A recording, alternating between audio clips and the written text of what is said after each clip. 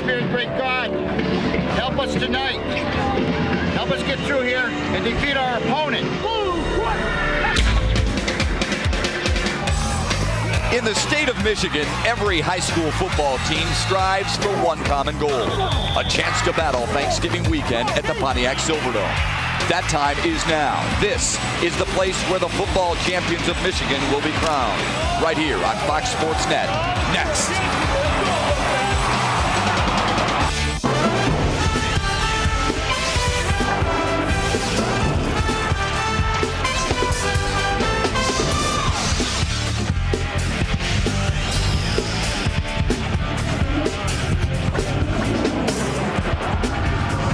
The mecca for high school football players. The Pontiac Silverdome still represents the ultimate goal, even for men like Al Fracassa, who have been there 5 years prior to.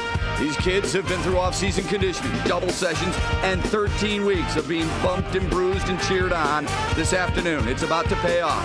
Fox Sports Net proudly presents the Division II state championship game between the Warriors of Brother Rice and the Red Arrows of Lowell.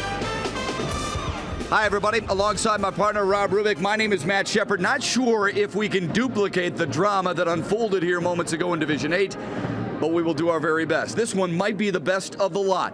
Both teams come in with experienced quarterbacks, and they have to have them, don't they? Oh, two outstanding quarterbacks, and they really mirror each other, Matt. Both very athletic. They throw the ball well, and they can make the big play happen. When you talk about Mark Catlin, over 2,500 yards passing, but he also rushed for over 1,000 yards. He is their leading ball carrier. And then you go over to Doug Pickens, extremely athletic, very poised. Coach Fracassa loves his composure, a leader, and not only a good football player, Matt. We're going to talk about he excels in a lot of areas of athletics. Yeah, Pickens is good an athlete as Brother Rice has. Catlin, they believe, can play at the next level. Now, as equally as talented as these two quarterbacks are, maybe as equally different are the coaches of these two teams, right? Well, you got the grandfather of coaches in Al Fracassa, his 8th title game, Matt. He's did it, done it, been there, a pleasant man. He's built the tradition, the dynasty at Brother Rice. But on the other hand, you have Noel Dean making his first appearance. Thrilled to be here, knows he's the underdog. But I tell you what, if his team's going to do one thing, they're going to fight today. Yeah, Noel Dean does not like playing the underdog, but it is what it is. Now, joining us from the sidelines again, Mickey York. Hi, Mick. Hey, Matt, thanks. Just when you thought the gubernatorial race in the state of Michigan was over, we bring you Brother Rice and Lowell. Contrary to popular belief, the political feud between Dick Posthumus and Jennifer Granholm did not end on November 5th, because playing for Lowell is number 57, Brian Posthumus, Dick's son. He's a linebacker. On the Brother Rice sideline, number 20, Chris Batanti, a wide receiver and defensive back and cousin of Jennifer Granholm. The political ads have not been as vicious, but I just received a call from the Posthumus camp a couple of minutes ago, Matt, and they said they are not yet willing to concede. I don't blame them. It's going to get nasty out there on the dome turf. Will Rice wear its 6th crown under Al Fracassa? Or will Lowell get the chance to wear the glass slipper and win its first ever state title? The game is next on Fox Sports Net.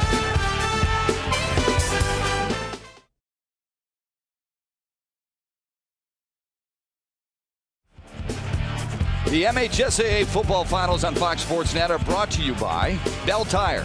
Nobody comes close. Nobody's closer. By Gardner White Furniture, we're known by the money you keep.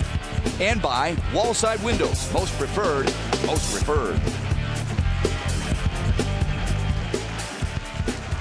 The Division II state championship. Brother Rice and Lowell, the Red Arrows will receive. Mark Catlin, their quarterback, stands at his own 3-yard line. Dan Lenz will kick it off for Brother Rice. And we are underway. Big leg. Sending Catlin 2 yards deep. He'll bring it out. No, he cannot bring it out. Once he steps in that end zone, that is a rule in high school that they get it at the 20-yard line. Catlin will take charge of this offense. A guy who had 2 rushing touchdowns against Davison last week. Loves to throw the football. His offensive line averages 6'2", 250 pounds. Loves to throw the ball to Mike Coster, a team best 89 receptions. He'll do most of the handing off to Ryan Esball. 4 wide receivers set for the Red Arrows. 2 on each side of the field. Catlin will operate out of the shotgun formation. Brother Rice's defense has given up only 12 points per game in the playoffs. 19 points per game this season. They come in 11 up and 2 down.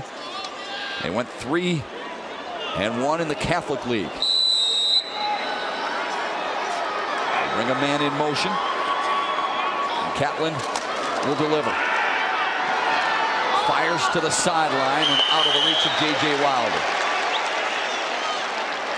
Brother Rice's defensive front four, anchored by Al Hughes, a second-team All-Metro. They average 6'1", 230. The linebackers, Brian Britton, a 3-year starter for Alpha Casa. And Jeff Snow has 5 interceptions to lead the way. Anthony Jackson on the other side has 3 picks.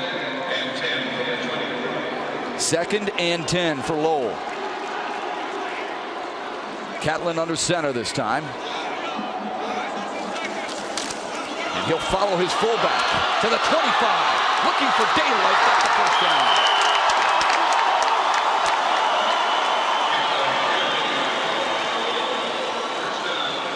In the open, we were talking about the athleticism of Mark Catlin. You're going to see this is the keep. He's going to ride it and get right behind the fullback in great quickness and speed, dipping in, bouncing the outside, picking up the first down.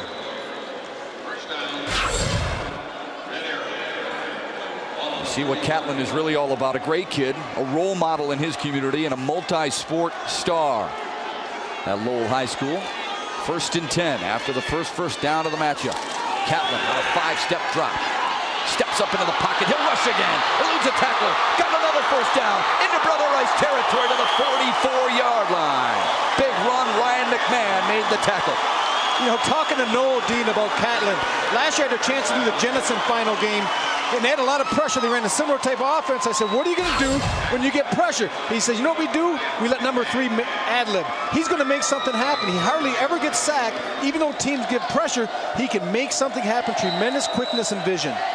A plus 25 on that scamper. Catlin, 46 touchdowns on the season. The rest of Lowell's offense, 36. Tells you how important he is. He'll operate out of the gun with 3 wide receivers set to fly into the pattern for him. No pressure, all kinds of time. Across the middle, incomplete. Matt DiAgostino, the intended receiver, tipped by Ryan Britton. Well, we've seen Catlin do it with his legs early on, that time with his arm. And that's a good throw by Catlin, sticking it in the middle, waiting for Britton, the linebacker, to kind of drop outside to his hook zone and throwing it to the crossing route behind it. It just came up a little bit short. We talk about Mark Catlin's arm, and rightfully so, over 2,600 yards through the air, but he's also this team's leading rusher. He's rushed for over 1,100 yards. 4 wide receivers on a 2nd down and 10. Hand off to Esma, fumble. Catlin jumped all over. Carl Eschbaugh from his nose guard position, the 6'1", 245-pound senior, made good penetration up the middle. And we're going to look at Ross Zimmerman here, number 45. He's going to come in from the linebacker position and mesh along with Eschbaugh, getting in there. And that's what you're going to do. When you run the veer, any type of option, you need to attack the mesh point. And that's a midline option, they call it, where he's going to either give it or quarterback's going to keep it and just tuck behind him. A loss of 1 makes it 3rd and 11 for Mark Catlin. Empty backfield. Wants to throw. No, it's a quarterback draw. Not close to the first down. Nick Vetrano made the tackle for Brother Rice. This is really kind of strange watching this. If you ever coach football or watch football growing up, like freshman football or junior high football, it's always like, whoever's the fastest kid, you run toss sweep and you win because you just get it to him to the outside. Well, they're doing something against a quality team like Brother Rice. They're just spreading them out and saying, you know what, number 3 we think is a little bit better athlete, a little bit quicker than your people. We're going to spread you out and just let them run it. Now you saw the 17 touchdown graphic from Mark Catlin. They would go for it on 4th down. It is 4th and 4. They will send 2 wide receivers to the wide side, 2 to the short side. Catlin out of the shotgun. He's got man-to-man coverage and a flag on the play. I think we're going to have too much time. Probably see a punt. See Noel Dean decide to punt the ball now. Dead ball. Deep. Delay. Offense. That might be on Noel Dean just because they might not have gotten the play in time, or maybe it was something they were going to go up to the line of scrimmage and try and draw them off sides. Now they will punt it away. Mike Coster will deliver from his own 45. Brother Rice will send Jeff Stahoyak back at his own 10. The heel on the 10. If it goes over his head, he stays away from it. And always run up on it. Toster averaging 40 yards per kick during the regular season, angles it toward out of bounds, and it will roll out at about the 13 or 14-yard line. Nice job by Lowell. They proved they can move the football, both running and throwing, and now they pin Brother Rice relatively deep. This Brother Rice football team led by Doug Pickens. Look at the yardage that he's been able to compile so far this season. A dream team all city. His offensive line averages 6'1", 254 pounds.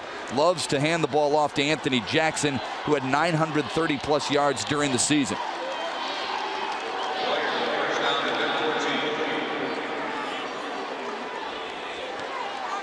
Pickens staring down the Lowell defense and ready to take over a Brother Rice offense that averages 27 points per game. 4 wide receivers set for the Warriors. And the draw. Shifting his way, but not a whole lot of room is Anthony Jackson. Lowell's defensive front three, Chad Rao, Ben Barley, and Rob Latva, average 203 yards. The linebackers, led by J.J. Wilder, has 3 interceptions, 1 return for a touchdown. He's tied with Chris Curtis, who anchors the left side of that cornerback situation with 3 interceptions on the year.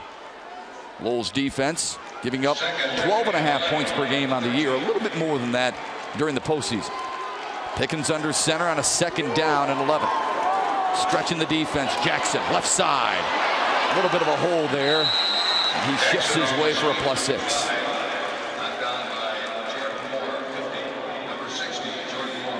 We talked about the similarities in the quarterbacks, both of them being outstanding athletes. Pickens maybe not quite as quick a foot as Catlin is, but he does bring a lot.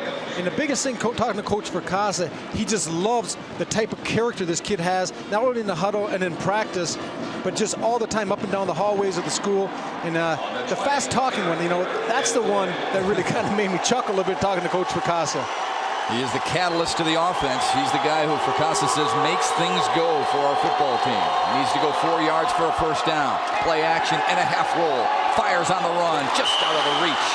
Intended for Ryan McMahon. Sean Myers with good man-to-man coverage for Lowell. Well, you've seen some good football, well executed on both sides of the ball. They run a little boot off the play action, pulling the guard to get out in front. Pickens has time to throw the ball, but Myers is on tight coverage. As you can see, the ball is well thrown, just a hair out in front. But I guarantee, Matt, if that ball is right where it's catchable, I think Myers is going to knock it down. So a good series for the Red Arrows, forcing Rice to go 3 and out. Jeff Sanders will kick it away for Brother Rice. He averages 37.5 yards per kick. Mark Catlin back deep, along with Matt DiAgostino. Catlin averaging 25.5 yards per return, so he does it all, no question about it. Great kick that split the 2 receivers, and it will roll to the Lowell 31-yard line.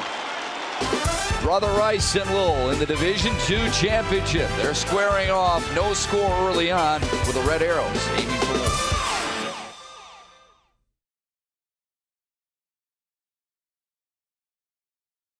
Second offensive possession for Lowell in the early portion of this first quarter. What are keys to victory here, Rob Rubik, as we look at tonight's game plan brought to you by Gardner White Furniture? Well, Brother Rice, first of all, has to neutralize the cat. I'm not talking with kitty litter here. They got to do a defensive speed and containment.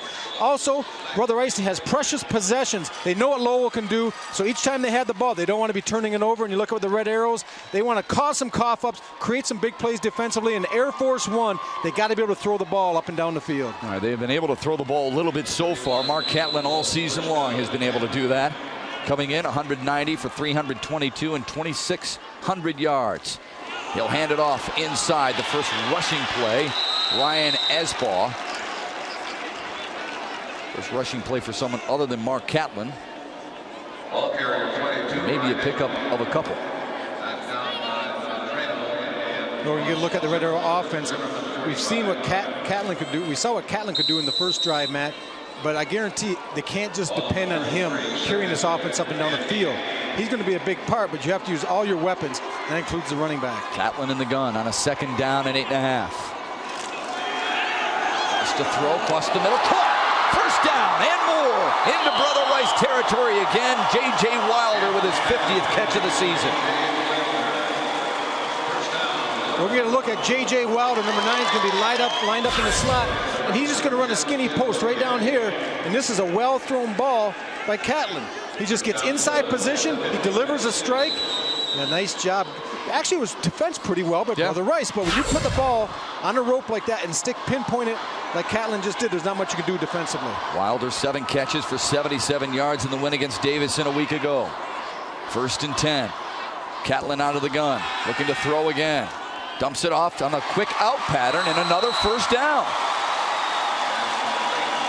Matt DiAgostino with his 29th catch of the season. And you feel like Mark Catlin's getting a little bit of the rhythm. Yep. And it's a 2-part rhythm. The first series, they try to get him into the game, running the ball. This last series, you're seeing him throwing the ball. Look at this. 3 steps. They call it a 3-step drop, even though it's out of the drop back shotgun formation, but it's still a 3-step drop by the quarterback. Play pitch and catch with DiAgostino. Does a nice job of that. Now 4 wide receivers remain in the ball game for the Red Arrows. We're aiming for a touchdown. Scoreless early on in Division II. State championship on the line. Catlin out of the gun. Fires. Caught again. And again, it's Wilder. And he drags the defender, John Ashford, inside the 25. When you have a quarterback, Matt, not only has a good arm, but with the outstanding feet like Catlin has, I'll show you what it does to a pass rush. Let's take a look. They all have to come up. They don't really commit too hard up the field. Good protection. They all just kind of, you have to be leery of him tucking it and running. So I know they've been coached by Coach Fracassa during the week. Try to get a rush, but stay in your lanes. And sometimes that slows down the pass rush. Yeah, and they set it up nicely on their first drive with a couple of quarterback draws. 1st and 10 again for the Red Arrows. Chewing up some clock. Play action. Quick hit. Across the middle. Inside the 15, Mike Coster with the grab. Jeff Snow on the defending portion for Brother Rice. But he was beaten inside. This Coster almost approaching 90 catches on the year, Matt.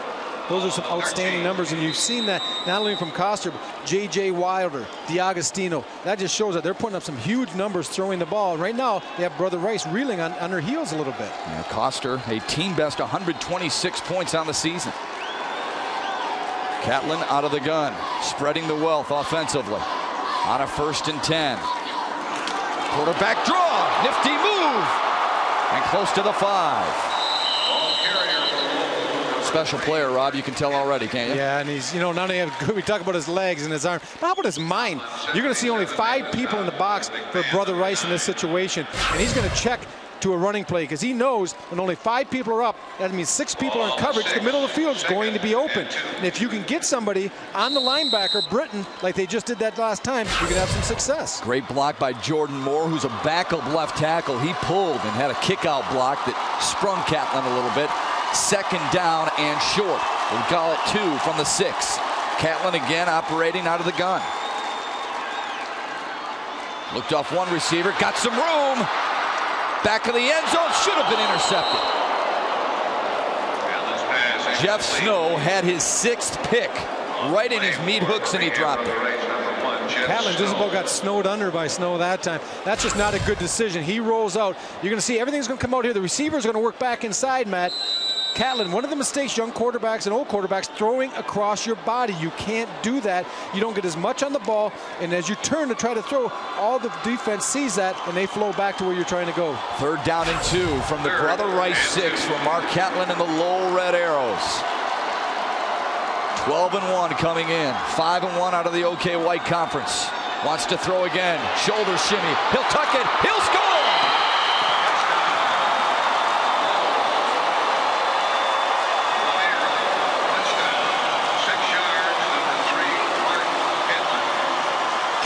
Do, huh? Mark Catlin, tremendous speed.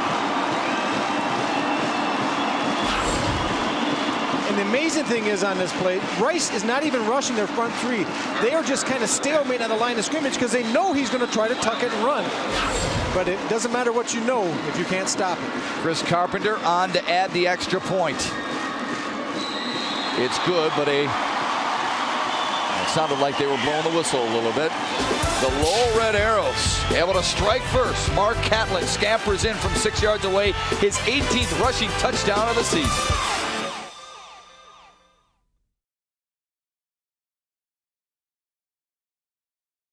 Mark Catlin looks great, and so does Lowell because they lead at 7-0 with 4.5 to go in the first quarter. Tonight it's a Stanley Cup Finals rematch as the Red Wings visit the Carolina Hurricanes, the only regular season showdown between the two teams this season. Coverage begins with the Red Wings pregame and John Keating delivering it at 6:30 right here on Fox Sports Net. Detroit trying to come back after a 2-1 win over New Jersey the other night at Lowell Arena. Should be a good showdown there. 8 plays, 69 yards in a little bit more than 3 minutes. Mark Catlin responsible for the majority of the yardage in that drive. Give me your impression so far, Matt. We talked about him. We heard about him. I think he's a great player going up a very solid defense. And what amazes me more than anything else, sure, he's got great arm. And sure, he can run the football. But his decision-making is precise and quick. When to run the football. That's the key in this type of offense to a quarterback. You have to have patience, let the pass play develop. And the longer you let it develop, the further down the field the secondary and the linebacker is going to get, and that opens it up. Now Rice will get a shot with their second possession. Big leg again. And the 20-yard line is where the Warriors will start. Watch Matthew Foster. That guy can kick the ball, can he? Wow. He just punished that ball. Sure did. Al Fracassa in his 34th year at Brother Rice. 284 in the left column for this gentleman. Used to coach at Royal Oak Shrine. Only one losing season, folks, in all his years at Brother Rice. Says he's the same coach he's always been, positive. Takes an interest in his athletes, not only on the field but off. And believes in coaching spiritually, physically, and mentally. His team down physically, 7-zip. Doug Pickens will try and bring him back. Play action for Rice. He wants to go deep, and no one is there. Not enough juice on it for Jason Horton. He got tied up a little bit at midfield. Doug Pickens overshot him. Well, a little miscommunication between Pickens and Horton. Horton coming from the seam, he started to break it off like he was going to run a crossing route. Pickens threw it down the seam, and then as Horton tried to adjust his route, it was too late, an incomplete pass. But you know what I'm seeing on both teams, Matt, is both quarterbacks have had good time. Yeah, good time to throw the ball. The offensive line's doing the job. And you can tell already, folks, that both quarterbacks have big arms. Previous game in Division 8, it was all about the ground attack. In this one, you should be watching an aerial assault. Pickens with a handoff. There's Jackson sifting his way, but there is no running room at all on the left side.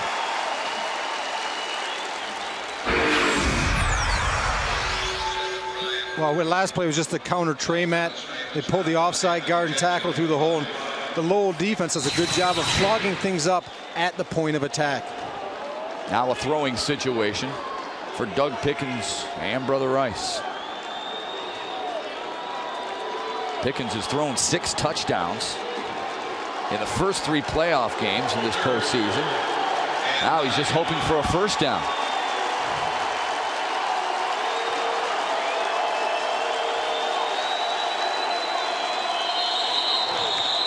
A late flag. That could be delay a game. Yeah, we were watching over on the side here, and it seemed like they were in the huddle a long time. They got out, then he started, looked like he might have been checking off. Dead ball. False start. Offense. Actually, they got hit with the false start, Matt. I thought they were going to get hit with the delay of game also. But now that kind of changes things. 3rd and 8, you got a chance you can slip a draw in. But now all of a sudden it becomes 3rd and 13. It's probably going to maybe bring the screen in or the downfield. Look for the middle of the field. Lowell's been playing some cover 2, Matt. And sometimes the middle of the field is open with the safeties playing halves. This Brother Rice team, carrying on the tradition that has been built by Al Fracassa, is not the biggest team. He admits that, but it might be the closest knit group he's ever had. Doug Pickens, 6'1", 183-pound junior, under center on a 3rd down and long. Rolling.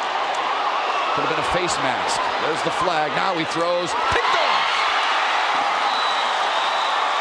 Sean Myers with the interception, but it'll come back because I believe there was a face mask.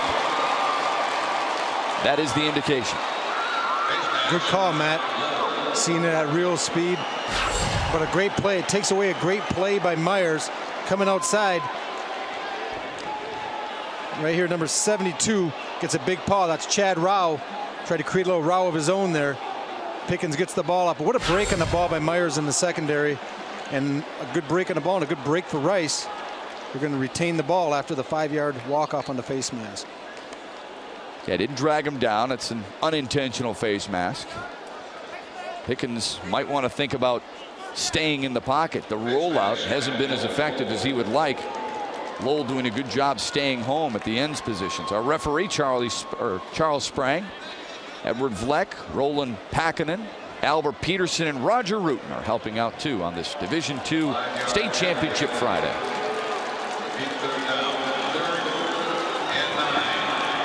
Bring it 5 yards closer, make it a 3rd down and 9 for Brother Rice, who trails 7-0 with about 3 minutes to go in the first quarter. Pickens on a play action and a half boot.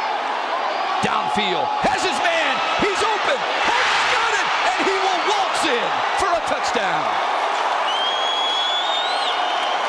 79 yards to pay dirt, Pickens and Horton, and we are 1 point away from being tied up at 7 apiece.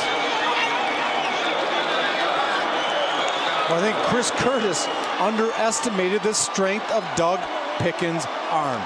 He absolutely, we're going to have to get a look on the replay how far he threw the ball, but he threw it 50 yards plus. We're going to come from right here on the post. You can see this guy right here is going to have him man-to-man. He's going to release him to the safety inside. He's going to try to run with him. He throws it from his own 13 to the other 40, Matt. That's a 52-yard pass. Outstanding arm. That is a laser. Brian Balzerini, 47 of 49 on the year in extra points. Low snap, good hold by Pickens, and a good kick. Tied at 7 apiece. Lowell got it done on the ground. Pickens and Brother Rice got it done through the air. Jason Horton, a 79-yard grab. That is the longest of his season. Well, when you want a play that develops this slowly, you need a little bit of time. But Doug Pickens, look at that, good vision coming to the backside. Delivers the ball, well-executed play, and Horton's right now is running to the sideline saying, where's that oxygen? That's a long ways. He won't feel it right there because the adrenaline's still pumping, Matt, but he's a little tired now. That is not an easy throw. He was rolling to his left, and he didn't necessarily step right up into that throw. He almost sidestepped that throw. That's a big arm for that kid. Yeah, and the ball was right on the money. So Doug Pickens answers the Mark Catlin's drive, and that's a quick drive, quick strike capability of Brother Rice and a big pass play. And Noel Dean and his defensive unit going to have a little talk. Can't let people get behind you. And I think they maybe also underestimated the arm of Doug Pickens with the speed of Jason Horton. They had only gained 1 yard on that drive before that 79-yard touchdown. And how big is that face mask penalty now? Right. Gives them a repeat in the 3rd down and touchdown. The 25th touchdown pass for Doug Pickens this year, and now Rice will kick it off.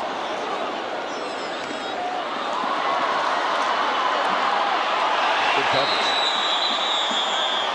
Frank Mulder couldn't get a whole lot of steam going. So Lowell will take over their 3rd offensive possession. Mark Catlin will try and control the clock, much like he did on their last drive. 2:42 to go in the first quarter. Brother Rice and Lowell tied at 7. The Division II crown. This is a blast. Yeah, this is a fun one, isn't it? I was just going to say, this is a lot of fun. 4 wide receivers out for Catlin. Inside handoff. No, he's going to keep it. Got the corner. First down and pushed out of bounds at about the 34-yard line. Jeff Snow had to come up quickly from his cornerback position. I don't know what I'm more impressed with, Catlin's legs or his arm. And how about the coaching right here? You're going to see a false pull going to the left side. That's an influence block, Matt. And you see that every now and then. Usually when you see a guard pull or a tackle pull, they're going to take you to the ball. Noel Dean says every now and then we do a little influence with our alignment and we go away. Not a bad average right there. 7 carries, 83 yards for Mark Catlin. Again out of the gun on a 1st and 10. This time he does get it. Esbaugh might have picked up about 4 or 5 before Vaughn Tomlin dragged him down, number 77.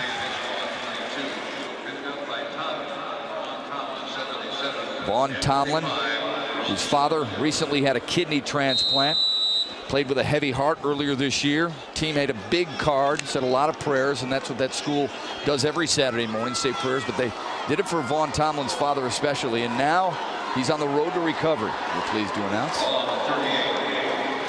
His son is playing in a state championship game as a senior. 2nd down now and 6 from the 42 of Lowell. Blitz coming. Catlin sees it. throwing and, oh, what a grab! Beautiful catch by J.J. Wilder, who came back just enough for his quarterback to spot him to pick up the first down. Well, you can do whatever you want defensively, but when teams execute, you're going to see J.J. get out to the outside here. When you can throw a ball like Catlin does right here, I mean, how are you going to defend that? That is good coverage. You know, John Ashford's in position. I don't know what more you want from him. The ball is even slightly possibly tipped there. Sometimes you live right. That time the Red Arrows catch a break. A +10 for Lowell. Continuing the drive at the 48. Inside handoff. This ball balanced up. He tripped up inside Brother Rice territory. Esbauer is used in this offense to keep you honest. He keeps the defense honest. You're going to give him the ball every now and then. The offense revolves around Catlin, the quarterback, keeping that. But what you do is you slip it to Esbauer every now and then. And sooner or later, if the defense starts to widen because the quarterback keep, you can pop it inside with that fullback trap. Hard to believe Lowell averages just 182 yards on the ground and 208 through the air. It seems like they can get a lot more than that. Fake handoff. Catlin's keeping it. And another face mask could have been called on Brother Rice's John Ashford, but no flag flies. A first down for Mark Catlin again. And move the chains on the other side. That is 8 first downs now for the Red Arrows. Watch how he follows his blocks. He gets a nice kick-out block, tucks it up inside, and then he gets north and south. And you're right, Shep. Looked like a little bit of face mask. Not too bad. The hand kind of grazed over the mask, so that's a good call by the official. Nothing was grabbed. 1st and 10. Under a minute to go in the opening quarter. Tied at 7. Catlin wants to throw. Looking, lofting, Wilder's out there. Oh, just off his fingertips. He's getting a lot of time, and he's pinpoint. He is. That was about a foot from being another big play. J.J. Wilder couldn't quite get his hand on it. Let's watch. Let's watch his footwork. Good vision. Looking down the field. That's a pretty ball, Matt. Sure is. Delivers it, and just off the fingertips of J.J. Wilder. And J.J.'s pulled a few of those in this year. Noel Dean speaking highly of his top receiver. You like the way he sets up, too. Stands strong and tall in the pocket. Mark Catlin on a 2nd down and 10 with 44 ticks to go in the opening quarter. He'll follow his tailback to daylight. 30, 25, first down for the Red Arrows again.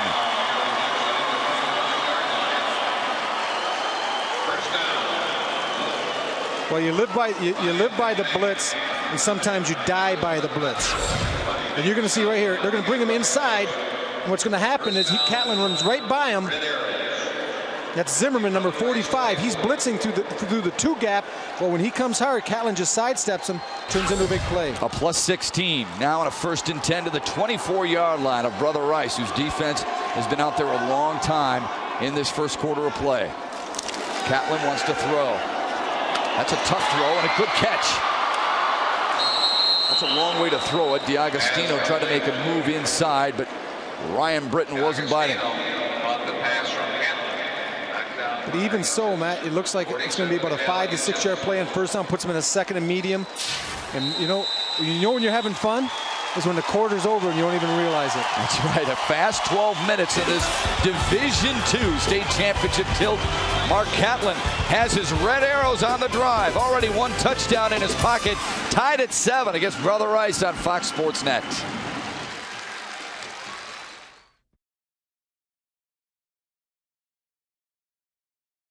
Hey, this is a good one, folks. Start of the 2nd quarter, deadlocked at 7. Our coverage of the MHSAA Finals continues tonight with same-day coverage of the Division VI Finals as Negaunee takes on Hopkins. Fred McLeod and John Wangler have the call tonight at 11, only here on Fox Sports Net. 8th play of the drive coming up. It started at the 16-yard line for Mark Catlin and the Red Arrows. 2nd down and 5. Catlin wants to throw. Look left, fires right, first down. Mike Coster's 2nd catch of the afternoon. Al Ugis in on the coverage. You know, we give a lot of kudos to number 3, Mark Catlin, but his receivers are also getting the job done. Yeah. That time keeping the feet in bounds. Let's look, he rolls to the left, but then it's a throwback. He turns his shoulders, but he does square his shoulders. Even though sometimes it's deceiving, it looks like he's throwing kind of cockeyed, he does square up before he delivers the ball. 1st and goal from the 8. Catlin out of the gun. Coster running in motion. Option to the wide side. Got the corner, bumped off a tackle inside the 5. Sean Myers. Carrier Sean Myers, number 2 for Lowell. You know, Coach Noel Dean's showing us a lot right now. This is something new to us. You're going to see the option. Everything's going to come down. We're going to do the pitch here. Look at the defense. Man-on-man blocking. J.J. Wilder loses his block late. But a good job inside, cutting it up, and Myers picking up a couple tough yards. Catlin's showing now that he can run it, he can hand it off, he can throw it, and he can also pitch it. 4 wide receivers. Myers stays in. He'll be the slot receiver on the short side of the field. Catlin out of the gun. 2nd and goal from the 3. Catlin plenty of time, and too high for Matt DiAgostino.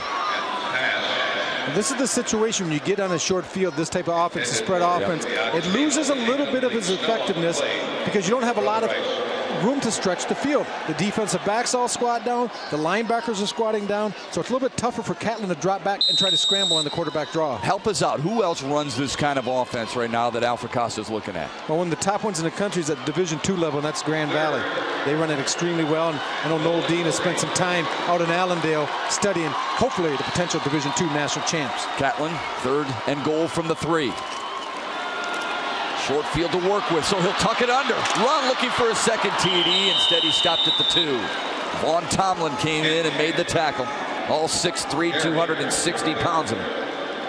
Well, Noel Dean faced one of his first big decisions.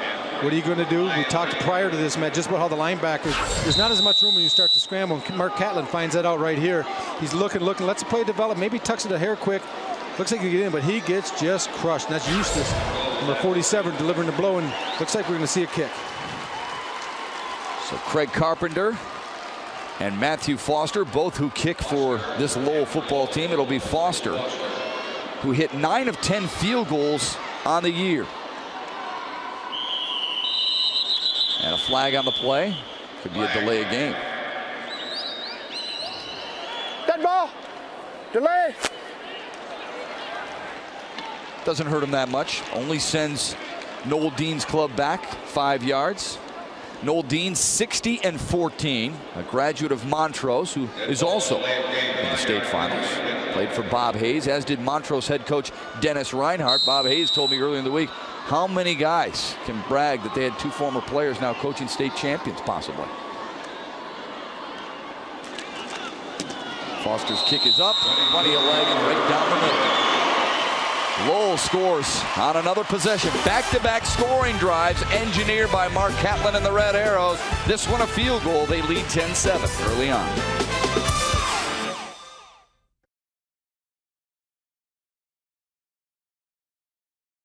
After the 24-yard field goal courtesy of Matthew Foster, Lowell now leads at 10-7 with 10:19 to go in the first half. The Red Arrow faithful out in full force, as is the other side of this Pontiac Silverdome. Brother Rice, dressed in orange and black, representing the Warriors. Well, the Catholic League being well represented in the state finals again this year, but how about Grand Rapids, the west side of the state, with 5 teams competing for 8 championships? Or one of the 8 championships, rather. Matthew Foster set to kick off. He's already displayed a big leg so far here this afternoon. And continues to do so. It'll be Rice ball at the 20. Now, Brother Rice is used to this. Alpha Casa well aware of what this game is all about, but not Noel Dean. He and his players are here for the first time trying to win a crown. It's a little bit unsettling at times. Our kids, you know, it's kind of a funny mix of kids because they've been pretty laid back all year. You know, we have so many young kids that contribute to this team that I think they're just so kind of young and dumb, if I can use the term, that I don't think have any clue what they've got themselves into. Well, I'm sure they know by now. Young kids melting well with the older kids. But he admits he's been aiming for this since he first arrived. Doesn't feel like he needs to win it to define him as a coach, but would love to have it, obviously.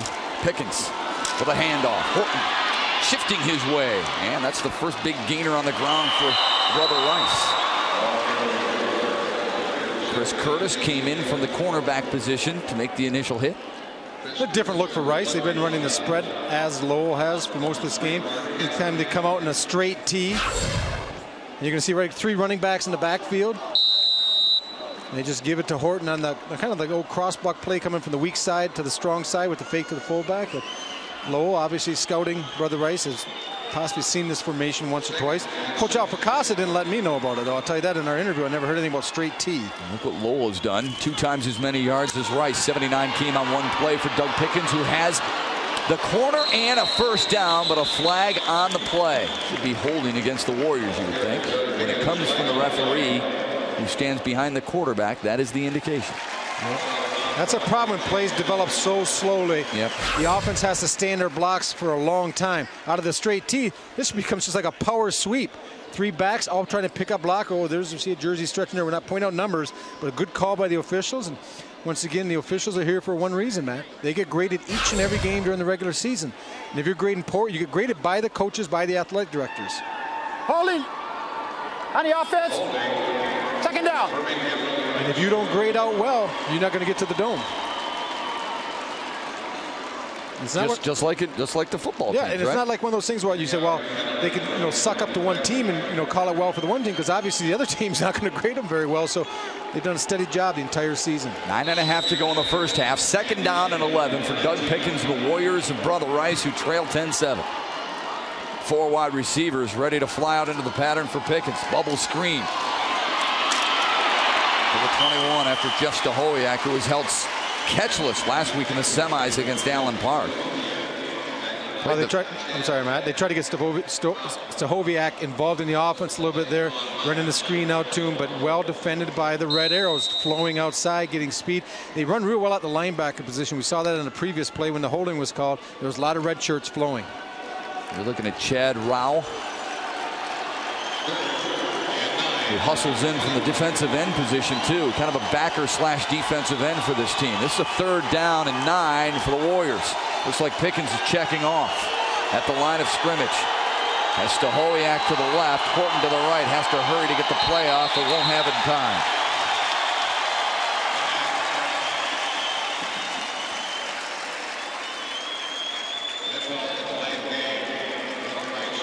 Coach Alfracasa discussing with the official, not happy about something. And Coach Al, though, what a pleasure to talk to, Matt. We both had the opportunity, very accommodating of all the coaches. He'll, as much as anyone, he'll give you the time. The problem with Coach Fracassa, sometimes you get on the phone, he wants to start talking about you and your job and what's going on in your life. I just want to find out about his football team. Had so many players come back to talk to his teams. Most recently, Raphael McKenzie, who was a sophomore who starts at Vanderbilt, came in Monday, gave Doug Pickens and the Warriors a pep talk. They need more than that on a 3rd and 14. He'll have to sling it. Rolling, throwing, and it's short for Horton. Incomplete, and the Warriors will kick it away. Sean Myers with good coverage on that far side. Lowell, very impressive so far, both offensively and defensively. That one big play for the Warriors, I know you can't throw it out, it's part of the game. Absolutely. But if not for that, they're looking at a shutout. They are. They're defending very well. Jeff Sander now is going to be called on to make this punt, and this is a big punt. If he doesn't get, he really wants to try the directional kick, but that's tough because Coach Noldine puts 2 return men in the game, so it's hard to directional kick. Good catch on a low snap. Spiraling kick. Fair catch, signaled for and made by Catlin. He knows what he's got going for him. He's at his own 48, sniffing midfield. And the way the Red Arrows have been able to move the football, reaching Brother Rice territory won't be any problem at all. 8:23 to go in the first half. Mark Catlin, look at what he's been able to do. Total yards, 192 yards so far, and we still have 8 and change to go. This is not against the Sisters of the Poor here. This is Birmingham Brother Rice, one of the top teams in the state. And a timeout, I believe, signaled for by Brother Rice. So with Lowell leading 10-7, 8:23 left to go in the first half. The Red Arrows staring at a Warriors defense that has logged a lot of carpet time so far. Red Arrows looking for more when we come back on Fox Sports Net after this.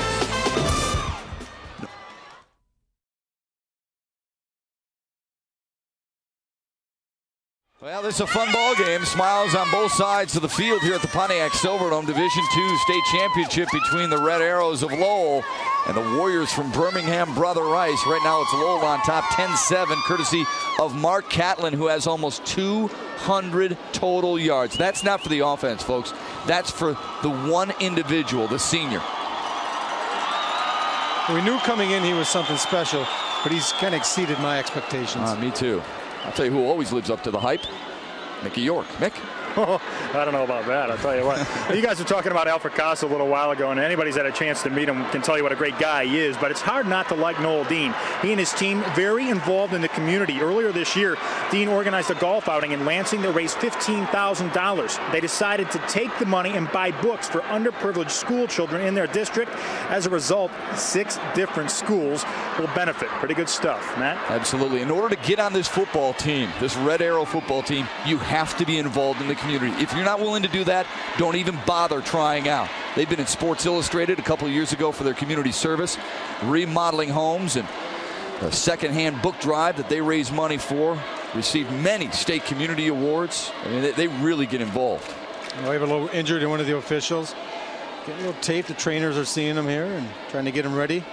Well, these two teams got ready to these road to the finals, courtesy of Wallside Windows, Brother Rice. Big win over De La Salle, and then Allen Park, who was on a major roll at the time. Lowell, impressive wins over Davison and Hudsonville as well to reach this standpoint. Now that our referee is all fixed up with a Band-Aid, it's 1st and 10 for Mark Catlin and the Red Arrows, who lead 10-7. Time of possession heavily in favor of Lowell. On the ground, Esbaugh lunging into Brother Rice territory to about the 45. Ross Zimmerman in on the tackle, and that one was almost on the carpet, Rob. Yeah, Esbaugh's got to wrap it up. He does a pretty good job. Here's the underneath handoff. We talk about keeping them honest, and this is Esbaugh here. Rice getting on it. You see the ball coming loose. Does come out a little bit when he hits the turf. Knee is down. The official's right there once again. But that's the play. You got to have that little fullback trap inside. If not, they're going to just start trying to collapse on the quarterback. Esbaugh, just a sophomore, a plugger, averaging 4 yards per carry, but puts his offense in good shape. 2nd down and 5 from the 44. Play action. Catlin, 1st down. That's J.J. Wilder going down. No, that's actually not Wilder. Instead, that's Sean Myers. Myers, Wilder, Coster, all similarly built, Rob. They're all lanky and tall. And they all run pretty well. And they're all good route runners, Matt. And we've seen Noel Dean attack all sides of the field. That time, he threw the deep curl in. We've seen him throw the out. We've seen him throw it down the middle. So he's really trying to exploit and stretch the entire defense. Ryan Dykehouse now in for Sean Myers on a 1st and 10. Catlin will keep it. Look at him lower the shoulder, get inside the 20. Jackson and Ashford had to combine to stop the quarterback. Folks, he may only be 5'10 and 175, but he can carry a punch when he lowers that right shoulder. And you're going to see some good blocking inside, some good trap blocking. Right here, watch him come kick out at the point. Catlin goes right underneath it, and the rest is just vision and speed. I like right here when he decides, he always lowers the shoulder. And that's what you need, especially when you're not the biggest in stature, only about 5'10", 185 pounds. Dip that shoulder, absorb some of that punishment. Inside the red zone after the 21-yard gainer from Mark Catlin, who's well over 200 yards personally in total yards in this state championship game. Out of the shotgun, looking downfield, stepping up, slinging it. Oh, what a grab! Mike Coster with a eye-high grab to get it inside the 5. Al Ugis had blanket coverage on him, but Coster made a fine catch off the beautiful throw from Catlin. Catlin flips the ball each time. We're going to maybe look quick later on of a close-up. But look at that throw. What are you going to do about Eustace here? This is pretty good coverage. Man-to-man inside. That's a nice route. He got him upfield, Matt. He got Eustace hips turn, heading north and south, and then broke it off underneath. That's a good route running by the Lowell Red Arrows receivers. Yeah, they are really getting inside this red zone. 3rd time they've made their trip here. They lead at 10-0. Jumbo backfield behind him. And a flag on the play.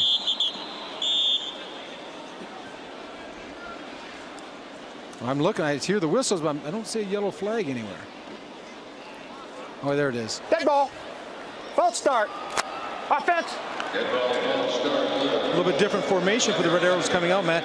We saw Rice use it in the previous series when they had the ball, a straight T formation. I was wondering if they're going to just send all three backs and have Catlin get on their hips and kind of run the old Packer power sweep.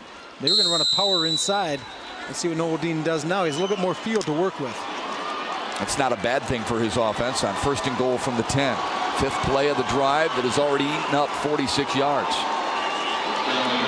Catlin out of the gun. Here comes the man in motion with Sean Myers.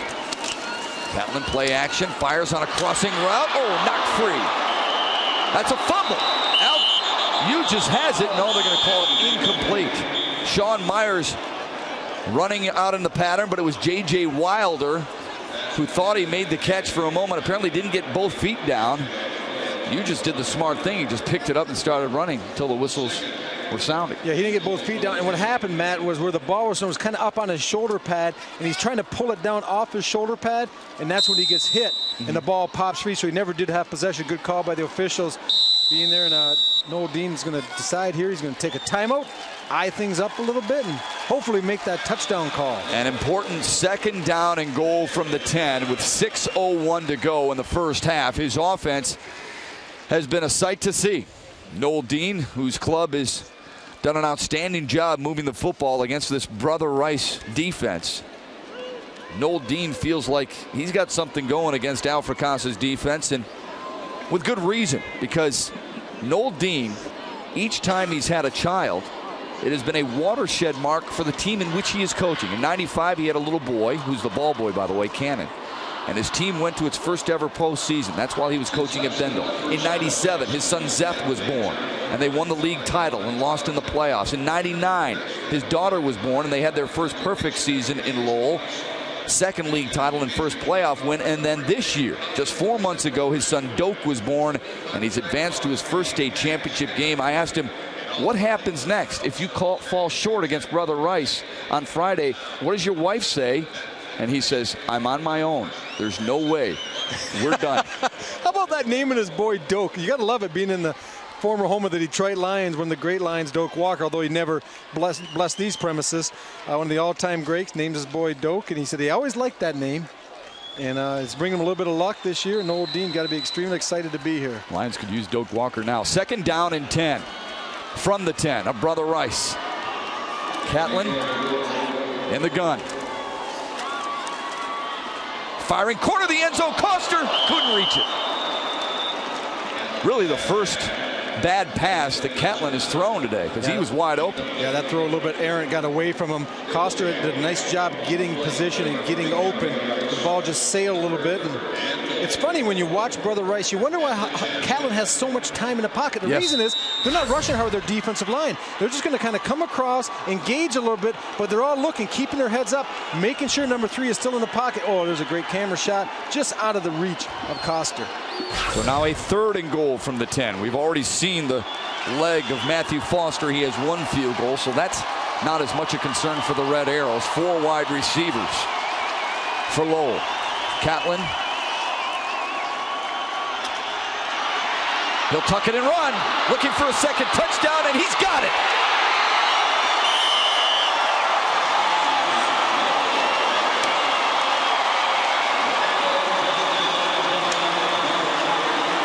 He is good, boy. It's been a while. I've been covering these games for about 12 years, Matt, since I've seen one player dominate a game the way Mark Catlin has. I think the last one was Mill Coleman for Farmington Hills Harrison.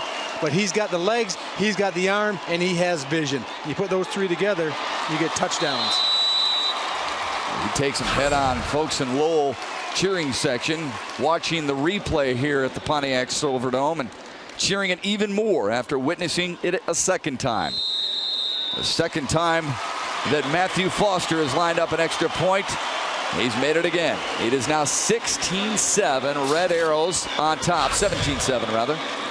What he does so well, Matt, he lets the pass play develop, and then when he decides to go, he goes. There's no hesitation. He takes it off, and he's heading 100 miles an hour for that goal line. He makes all his moves going north and south with speed. 19 rushing touchdowns now from the senior. And a lot of guys might have gotten out of bounds, maybe right for that pylon instead. He took him head on, and a great block by the wide receiver too, wasn't it? Yeah, Sean Myers, number 2, out in front, staying with his block. And that's when you have a running quarterback, you tell your receivers, you run your route, but you keep your eyes in the backfield. When you see number 3 tuck it and start to go, you turn around, you find a different colored jersey, and you stay up and stay on, because you never know when he's coming. It's a good point. Wide receiving is more than just catching passes. Hey, the MHSAA Women in Sports Leadership Conference is for anyone interested in becoming a coach, official, or athletic director. Student athletes also are encouraged to attend. The 2003 conference is scheduled February 2nd and 3rd in Lansing. For more info, contact the MHSAA office, or you can visit MHSAA.com. 5:46 to go in the first half. A fast-moving first half between Lowell and Brother Rice. The Red Arrows now with a 10-point cushion thanks to two rushing touchdowns of Mark Catlin and a field goal courtesy of Matthew Foster. Just think, for $9, Matt, you could watch these 2 games this morning. Right. It's 2 quarterbacks. And look at the leg on Matthew Foster. Man, I know we're in a controlled environment, but he can really get into it, can't he? That's a good weapon to have late in ball games, in close ball games. You can tell when you hit the sweet spot as a kicker, because the ball rotates slower. Doesn't have a real fast spin like you cut a sandwich. He's got nothing but the driver on that one, hitting it deep in the end zone each and every time. I don't know about your sandwiches. Mine usually burn along the ground. 5:46 to go in the first half. Brother Rice, I'm not going to say this is a crucial set of downs, but they need to move the football here. I don't know if they necessarily need to score, but they need to move the football because they have not proven they can on a consistent basis. Doug Pickens, one of the best in the state at his position, with a toss back to Jackson. Now, Hughes wants to throw. Horton's wide open again. 40-30. Breaks a tackle. Touchdown, Warriors.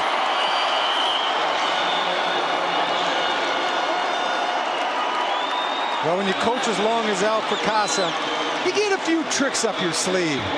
And one of them is a pitch pass to your outstanding defensive end and also fullback, Al Eustace. And you get the defense coming up hard. Look at him. What a fox. Right here. They pitch it outside. A double pitch pass. They give it to the tailback, who pitches it back to Eustace. And what a well-thrown ball. And Horton right here. Looks like he's going to get tackled by Catlin with just enough speed to elude him. Not a bad throw either for a guy who doesn't throw many passes, and a guy who is recovering from a separated shoulder. He's able to sling it pretty well. The extra point is good. How about that? Jason Horton, touchdown receptions of 79 and 80 yards. And he is the reason that Brother Rice is even in this football game. They trail by a field goal, 17-14, with 5:34 to go in the first half.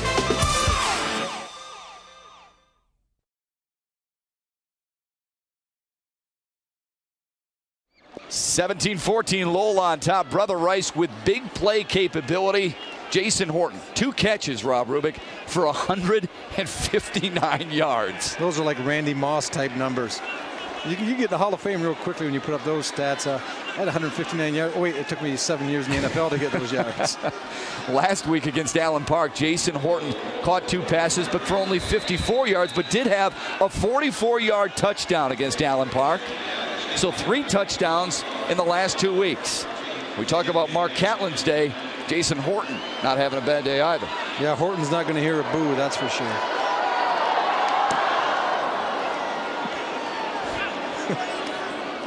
DiAgostino from the goal line. Big hole up the middle. And then it's sealed quickly when he got to the 23. So after the 23-yard return by Matt DiAgostino, Mark Catlin, who hasn't left the field, I think, but to watch every once in a while how special teams play, will control the offense again. Look at that, Matt. 245 total yards today. The record, 297 by Mill Coleman. How about that? And you mentioned Mill Coleman earlier, not even at the half. And he's well more than 3/4 the way there. He might get it before this half is out. 5.5 to go in the half. Catlin with a handoff. Hessbaugh for 4. Ryan Britton in on the tackle. Britton has led this team in tackles the last 3 years. You know, we talk about Coach Fracassa pulling that trick play. out of his bag of tricks. Now, they won a game earlier in the year against Oxford where he had, excuse me, he had to do a fake punt on the 4th down that ended up winning the game for him. And he said that was a game he felt very lucky to win, that he thought Bud Raleigh and the Oxford Wildcats did an outstanding job, but he said good teams make big plays. There's a big play. Espal again on a 2nd and 4 for a first down.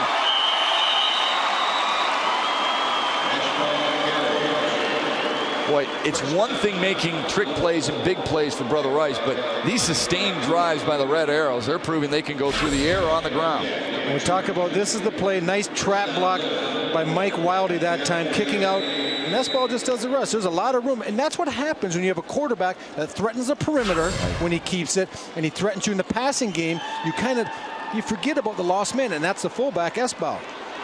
4 wide receivers in for Lowell on a 1st and 10. Catlin out of the gun, fakes the inside handoff. Getting pressure, throwing off his back foot, slinging it downfield, and it is knocked away. Nearly intercepted by Jeff Stahoviak. Yeah, Stahoviak did a nice job breaking on the ball. He was back to deep along with Ashford, and that was an official right on the spot. I know some of the fans aren't too happy, but I think that's a good call, letting the kids play. It's a jump ball, and the defense has just as much right to it, the offense in that situation, and a good job, all three kind of meeting at the same time, and that's a good no call by the officials. Has to be a good call for you to recognize it. Usually you and officials don't always see eye to eye. The higher level you move up, that's not like them. 2nd down and 10. Catlin again on a quarterback keeper to midfield. He has quick feet. I know I've seen a lot of quarterbacks with quick feet. He has outstandingly quick feet. The fact that he can make someone miss in the backfield, and then once he does head up the field, he goes. I'm starting to sound like a broken record, Matt. When you watch this kid play, you can't help yourself from being thoroughly impressed. Closing in on that record, under 4 minutes to go in the half. Catlin and the Red Arrows leading by a field goal on a 3rd down and 2. I don't think they got it there. Ryan Espal with a 2nd effort. Let's see where they mark it. It's a right-footed spot, and I believe he did get it now. It's going to be close. They're going to measure.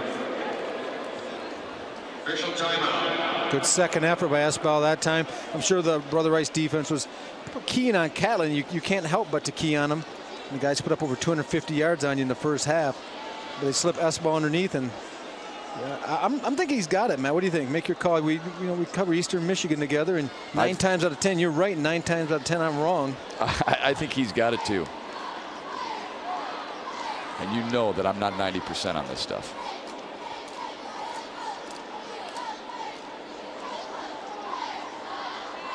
He does have it. Plenty of room. Well, since my vantage point is on about the 45-yard line of Brother Rice and the ball's on the 47, if I miss that one, I should hang it up and go get some bifocals or something. That's the 16th first down for Lowell, Rob Rubik. Brother Rice has 2. And yet the difference in this matchup is just 3. Because of those 2 big plays, boy, time of possession heavily in favor of Lowell as well. Chewing up some of the Silverdome clock. We got 3:36 to go in the first half. Catlin, after yet another first down, eyeing the defense in a shotgun formation. Looking downfield, fires underneath the Coster at the 35. And another first down. Charlie Ryan in on the tackle. Let's take a look at this. This is what they're going to do, Matt. They're going to run off here, and then they're just going to curl in behind it. He snaps it off. Well, actually, I got them mixed up. But that's what they're going to do. They take both receivers. They curl one at about 15 to 20. The other guy curls underneath it at 10. And against man-to-man coverage, which they're getting right now, that play is very, very successful. The 1st and 10, 3:10 to go in the first half. Catlin again. And tucks it under. This time met heavily at the 32. Good tackle by Ryan Britton, and a flag on the play. Flag on the play. Ball carrier, Mark Kent. Back by Britton. There is a flag.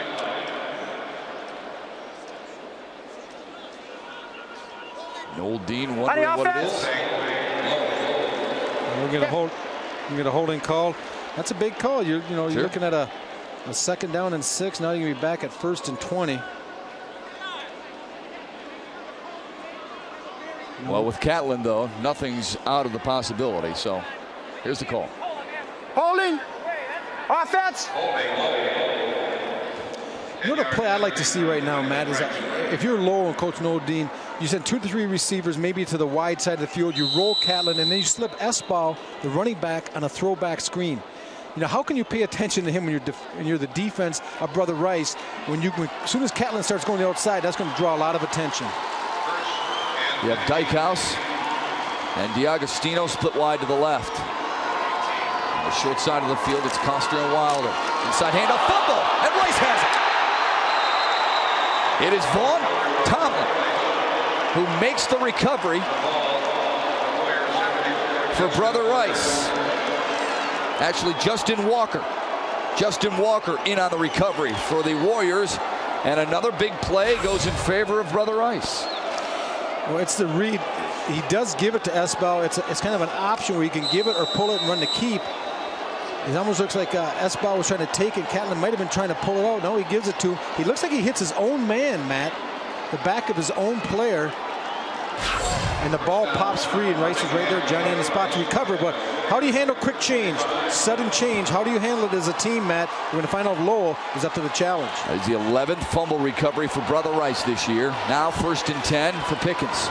Option, Jackson. Into Lowell territory and close to a 1st down. Anthony Jackson, kind of an interesting storyline. I mean, he fumbled the opening kickoff last week against Allen Park, admitted that he was nervous, no question. He gets butterflies before games like that, but he settled down and rushed 26 times for almost 170 yards and 2 touchdowns. Brother Rice seeking just their 3rd 1st down, yet they're within 3. 17 1st downs for the Red Arrows. Pickens, shovel pass, Jackson. Oh, and it was stuffed out well by the Red Arrows. Jordan Moore was all over it. Number 60, Jordan Moore, was not fooled by the little shovel pass underneath. They're trying to get the ball into Anthony Jackson's hands. He has tremendous speed. Noel Dean, talking to him, was just so fearful of how he can attack the corner. And if he gets through the first level on the defensive front, he says you're not going to catch him because he has tremendous acceleration and top-end speed. Sure did. And Allen Park saw that last week in a 69-yard touchdown sprint. 3rd down and 2. Pickens up the middle. 1st down.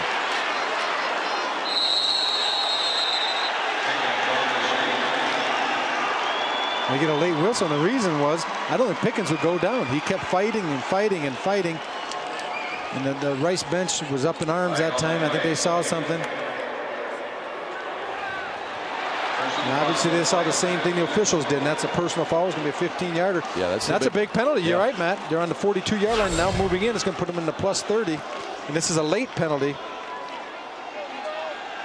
Oh, there's the penalty right there. See it on Sean Myers. Yep.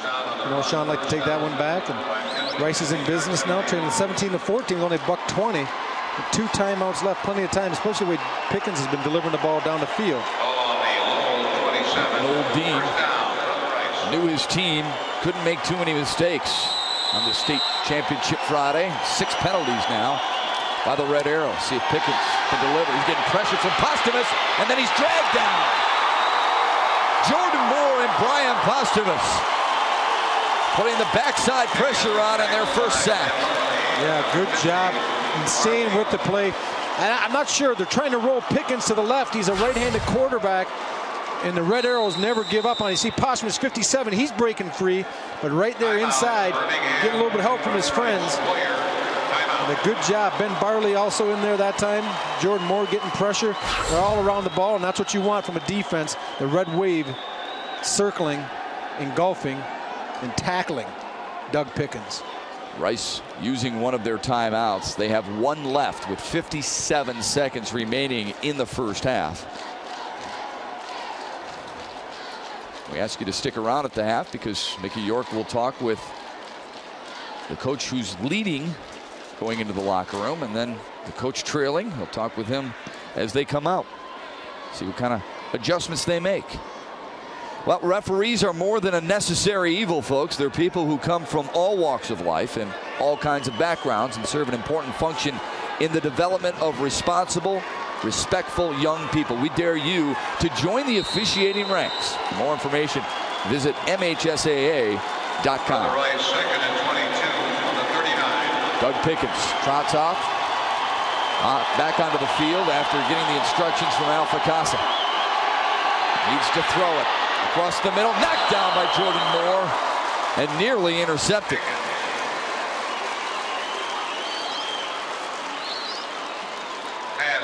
Well, good job getting into his drop zone by Jordan Moore. You're going to see outside post route. They're going to clear here. Moore's just going to settle back in the area. They try to throw it underneath, but look at that great depth on a drop by a linebacker. And that's what you want. It helps your secondary so much, Matt, because it shrinks the area where the quarterback can put the ball. Well, now this quarterback, Doug Pickens, will have to throw again on a 3rd down and 22 at the Lowell 39. Horton, the big play wide receiver, is to the right. Pickens on a roll. Pressure up the middle. Launching for Horton. Comes back to it, and it's short. And a late flag on the play. There was a bit of a holding in the defensive backfield.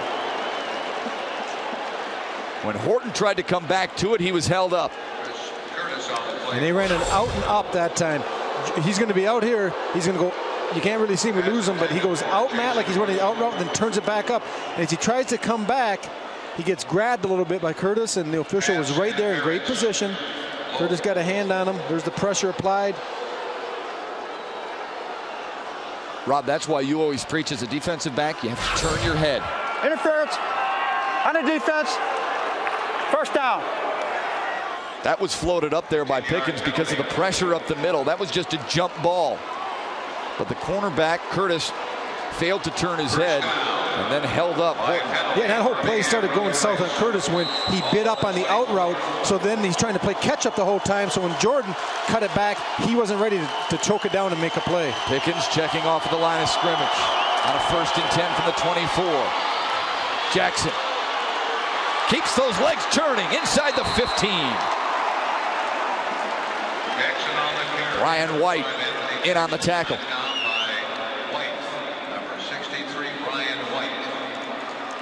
Under 30 seconds to go now in the 1st half. Brother Rice at the 14-yard line. They got to hustle. 1 timeout left for Doug Pickens and the Warriors. Now he uses it. Oh, my. He let 10 seconds roll off there, Rob. Yeah, and but this is the difference you see between high school and collegiate and professional football, Matt. There's just, you don't see that 2-minute drill run to perfection as well. This is something new to the kids. Most of the times you don't spend a lot of time in practice. You spend more of your time running your offense. When the NFL and college you get to spend a lot of time on the special part of the game, like the 2-minute drill. See if Noel Dean's defense can be special when we come back. 14 seconds remain in the 1st half. Bulls Red Arrows lead by a field goal, but the Warriors are threatening again on Fox Sports Network.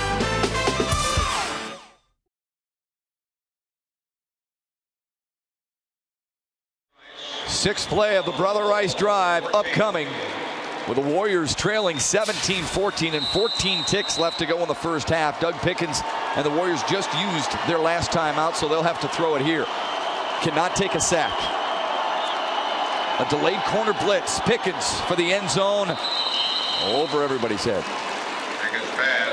One of those plays kind of scares you as a coach. I wouldn't be surprised if he kicked the field goal right here. It's calling Uchis over to talk to him a little bit. Coach Ficasa. What do you think here? You go for the end zone again? Yeah, because if you try to run the ball to pick up the 1st down, you know the clock's going to stop and you pick up the 1st down. The problem is if you come up short, you get no chance. Right. Well, I meant either kick it on this down or just throw it. I would kick it here, Matt, but once again, I haven't coached for over 40 years like Coach Ficasa. I don't have 6 championships. 4 wide receivers into the ball game. Pickens on a roll, pressure, and he threw it away. Smart play by Doug Pickens, and now the Warriors will have to kick a field goal. Pass incomplete. They will leave it up to Brian Balzerini, rather. Lowell's not going to sit back. The Red Arrows are bringing pressure as much as they can. They get J.J. Wilder in there, not only receiver, but a pretty good defensive end in his own right. getting pressure on Pickens. But how Pickens have the awareness, Matt, the savvy to get rid of the ball, not to take the sack, or they lose even the opportunity at kicking a field goal. Well, if Balzerini makes this, it'll be his first over 30 yards. He has 2 field goals this year, both between 21 and 30. Good snap, good hold, blocked! Scooped up on the far sideline, and then Pickens wrestles his man out of bounds. A block and recovery, Chad Rowell. J.J. Wilder, we think, got a big paw up there to knock it down, and Lowell hits the locker room with momentum and the lead by 3. And what a fitting way to end a very exciting half of football in the Division II championship. We're going to get pressure inside.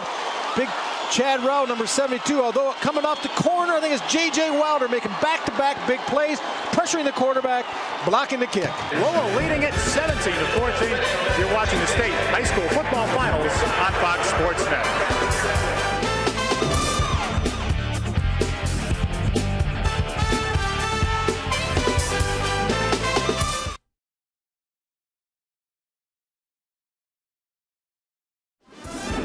Welcome back to the Pontiac Silverdome, where Lowell leads it at halftime, 17-14. Later on tonight, when Grand Rapids South Christian takes the field in the Division IV final against Riverview, it will do so with heavy hearts and a ton of emotion.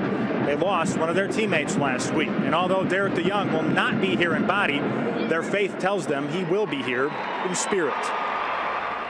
Grand Rapids South Christian's road to the Dome was more arduous than the rest, and it had nothing to do with the fact that they've prepared for their state title game on an unheated golf dome-covered dirt field. On Tuesday, their teammate, Derek DeYoung, was buried, killed tragically in a car accident last Friday night, less than 24 hours before the kickoff of their state semifinal with Caro.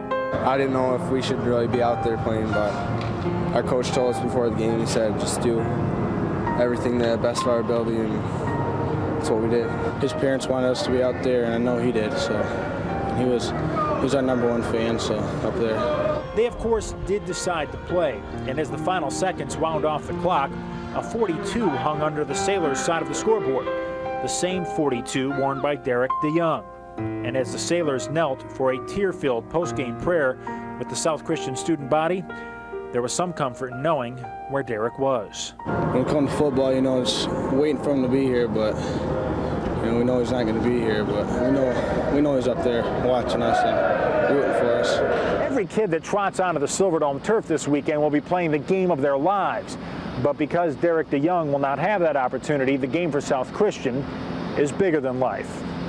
We'll have Derek's memory forever. And I said 10 years from now, we'll sit back and say, wow, we were in the state championship game. Did we give it everything we had?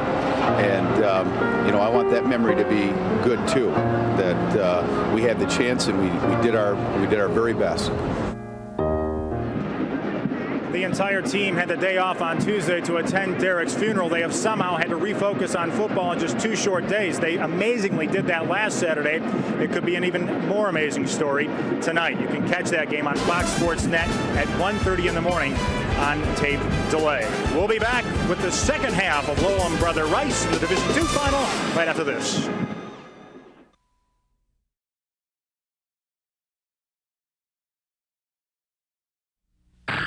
This is your Detroit Sports Update from the Fox Sports News Desk.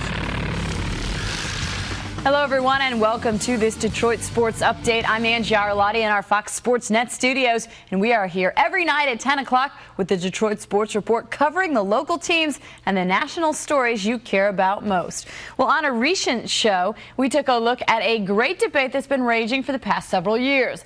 Are foreign basketball players becoming better than their American counterparts? Look at last year's NBA draft. What does it all mean? Our Trevor Thompson finds out.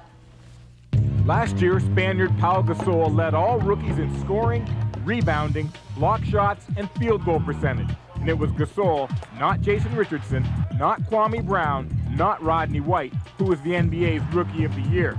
And it only helped to fuel the belief that young foreign players are now better than young Americans. Some of them have proven to be better players, but I don't think they're all better. Do I think they're better players? I don't. Isn't our players aren't better. It's that they just don't work on the skills as much, particularly the shooting skill. Coaches and teams in the NBA need certain things. If they have to go elsewhere to get it, they'll go elsewhere. The Pistons are proving that with Željko Rebraša, who's been joined by foreign counterparts Mehmet Okur and Pepe Sanchez.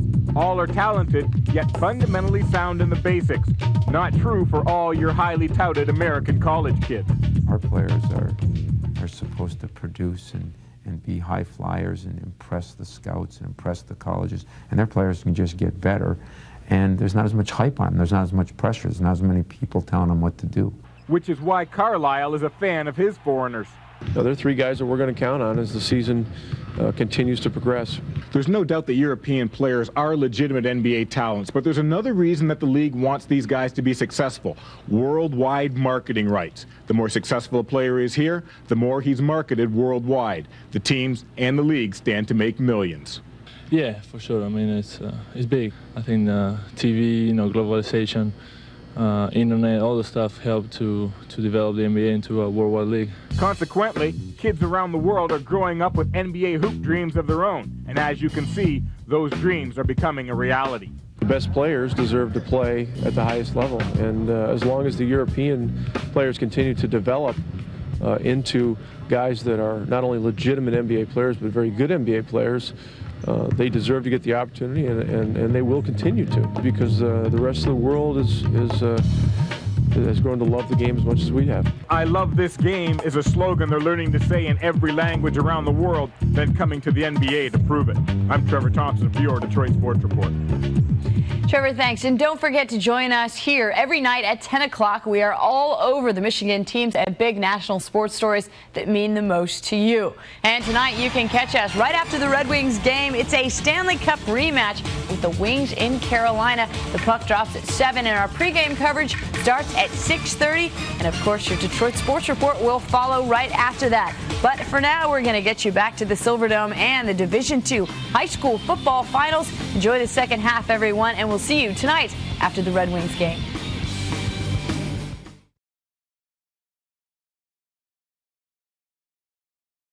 I'm joined now by head coach Al Fracassa. Coach, you weren't able to stop him in the first half, yet you're only down by 3. I guess you have to be pleased with that. I am, and if we can contain number 3, he's awfully good.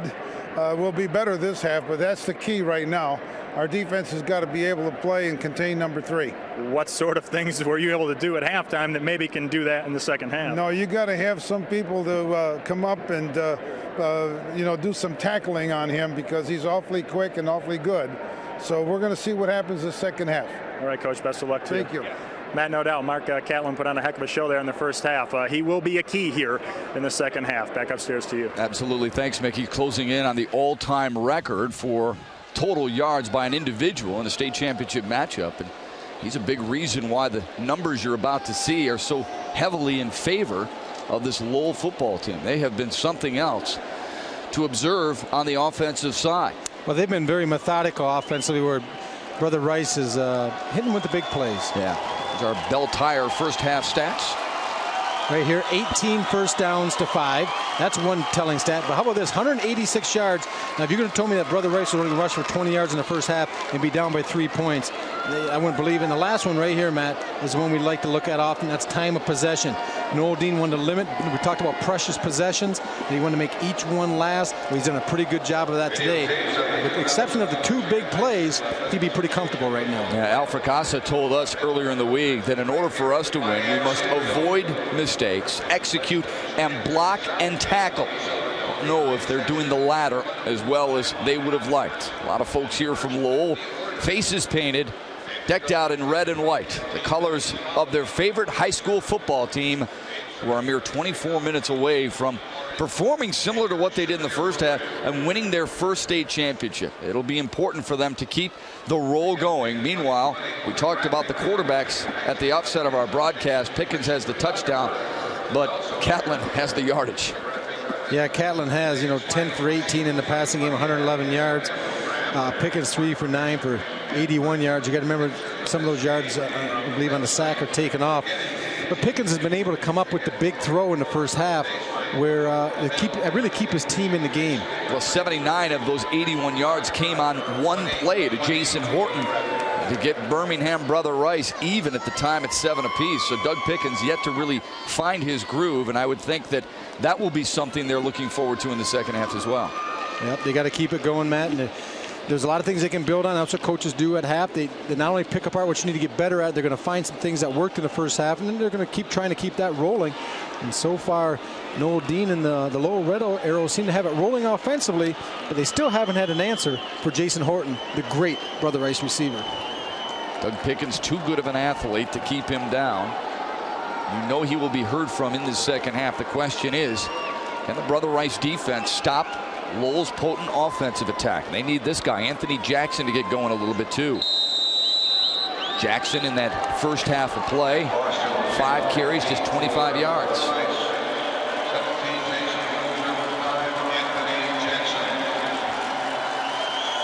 Set to kick it away for Lowell, Matthew Foster. Delivers a line drive sidewinder that Jackson watches roll into the end zone. It'll be 1st and 10 from the Brother Rice 20. First down, Brother Rice. Well, we know most of these kids are good athletes. Not only good football players, but good athletes.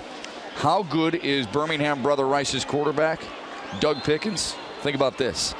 He wanted to play hockey, so he plays hockey.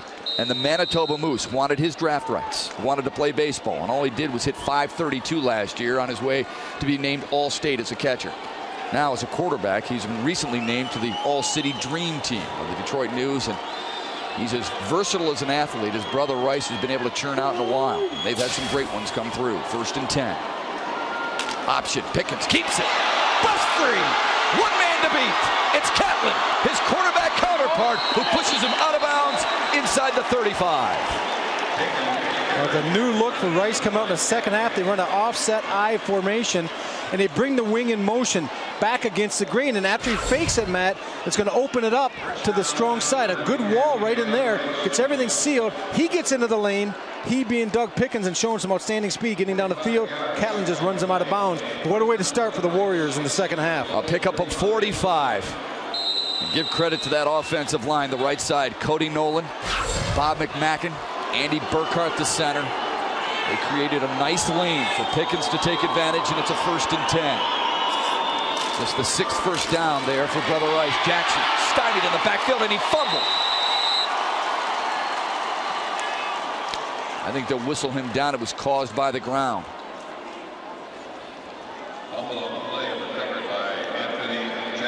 Jordan Moore creating that cough up. Jordan Moore getting good penetration from the linebacker position, getting a hand, and that's showing some good strength in that. He just got Anthony Jackson. You're going to see right here getting in the backfield. Just has him by the jersey. Was able to pull him down. He gets a little help from J.J. Wilder coming in. The ball does come loose once he's down, Matt. That would have been a fumble. Horton is to the left of Pickens after the loss of 2. 2nd down and 12. Option again. Pickens keeps it again, but this time the Red Arrows were hip to what he was doing. The Arrows are right on target that time with J.J. Wilder once again coming down from the defensive end position against the option. He has quarterback. He does not have pitch responsibility. And as Pickens comes down the line of scrimmage, he just collapses, Matt, closes down, and makes the play. You know, the first time they ran option, it caught him by surprise. That time they were prepared. Jeff Stahoyak split wide to the right of Doug Pickens, looking at a 3rd down and 11. An audible at the line of scrimmage by the junior quarterback. Option again. He'll pitch it to Jackson. Makes a nice move. Breaks outside and gets close to the 1st down yard marker. Might be a yard short. But you got to believe Fracassa will go for it here. Yeah, I'm a little bit surprised that time Doug Pickens, even though the play ended up being pretty successful, I thought he could have kept it. You're going to see him come down the line. Right here, there's no one really pressuring him, but yet he pitches it to the outside. It ends up working well for the Warriors. Pick up about 8 yards, setting a 4th down and 2. Especially with a short field. If you're going wide side of the field, you pitch it back, not a bad idea. You tuck it inside there usually. When a lane presents itself for a quarterback, you should take it. Well shy of his average is Jackson. But that one got him to a 4th down and 2 situation. A check off at the line of scrimmage. Jackson bounces to the right and he's stuffed. Jordan Moore came up and made a big hit, stymieing the 4th down and short opportunity for the Warriors. Turn it over. It'll be Red Arrows football. Jordan Moore, number 60, an outstanding series, coming up again from the linebacker position. He got Jackson earlier. He's going to get penetration into the backfield. And when you get a back like Jackson, he gets a little bit of help inside also. think that might have been Ben Barley who got a hand on him. But when you get that type of a back like Jackson, Matt, the best way to stop him is to get a hand on him before he can get ahead of steam going. And that time the pressure did create that possibility for the Red Arrows. Speaking of steam, Rob, Lowell, 41 offensive plays in the first half for 293 yards. 41 offensive plays, that's better than a 2-to-1 ratio against Brother Rice, who in the first half had only 19 offensive plays. Catlin already 2 touchdown runs, plenty of yardage through the air. Stepping up, shaking free, inside into the 35-yard line. Tripped up by Ryan Britton and Carl Eschbach. I think it was Ryan Britton. He had him dead to rights in the open field. 2 back set, a little bit. That's a max protection set. They want to try to throw the ball downfield. As you see, Catlin stays with it for a long time. But once again, when he decides to go, and there's Britton coming up one-on-one in the open field, and that's not an enviable spot for anyone to have Mark Catlin in your sights when you're the only one there. 258 total yards now for Mark Catlin, staring at a 2nd down and 2. Inside handoff. There's a first down. Ryan Eschbach lunging forward to move the chains again for the Red Arrows, who now will boast 19 first downs in this matchup. Eschbach getting a little bit of the grunt work inside. Yep. Give him a little sugar. Give that guy who's been blocking most time in pass protection and some of the leads on the quarterback keeps. Every now and then you give that guy the ball, and he does a pretty good job. He's not going 15-20 for you, but he's getting those 3-4 yards every time. 3 wide receiver set for the Red Arrows. Wilder to the wide side of the field. Dykhouse in motion. Inside fake. Catlin wants to throw. Steps in. Caught by Wilder into Brother Rice territory. Fabulous pitch and catch. And a first down. And he throws this through the eye of a needle. There are 3 Rice defenders in the area. Catlin, he wanted to throw the quick slant here. You're going to watch after the play fake. He wants to throw it, but there's nothing there in the first window. He steps back, and as Wilder clears the linebacker, he sticks it through the second window, Matt. And that's poise, and that's pass protection also. Not much room for error there. A plus 13 on the play for Lowell. 2nd straight first down. Trips to the left of Mark Catlin. Fakes the inside handoff. Slings it to the right, and just out of the reach of Mike Coster. Now, obviously a special feeling here at the Pontiac Silverdome, especially if it's your first time here. Mark Catlin has performed well on this grand stage and is excited to be here. It's the greatest feeling. Good experience just walking in today, you know. Hearing even the crowd go and you just looking out through the tunnel, it's huge. It gets your heart going. I don't know, it's fun. Tough to explain, isn't it?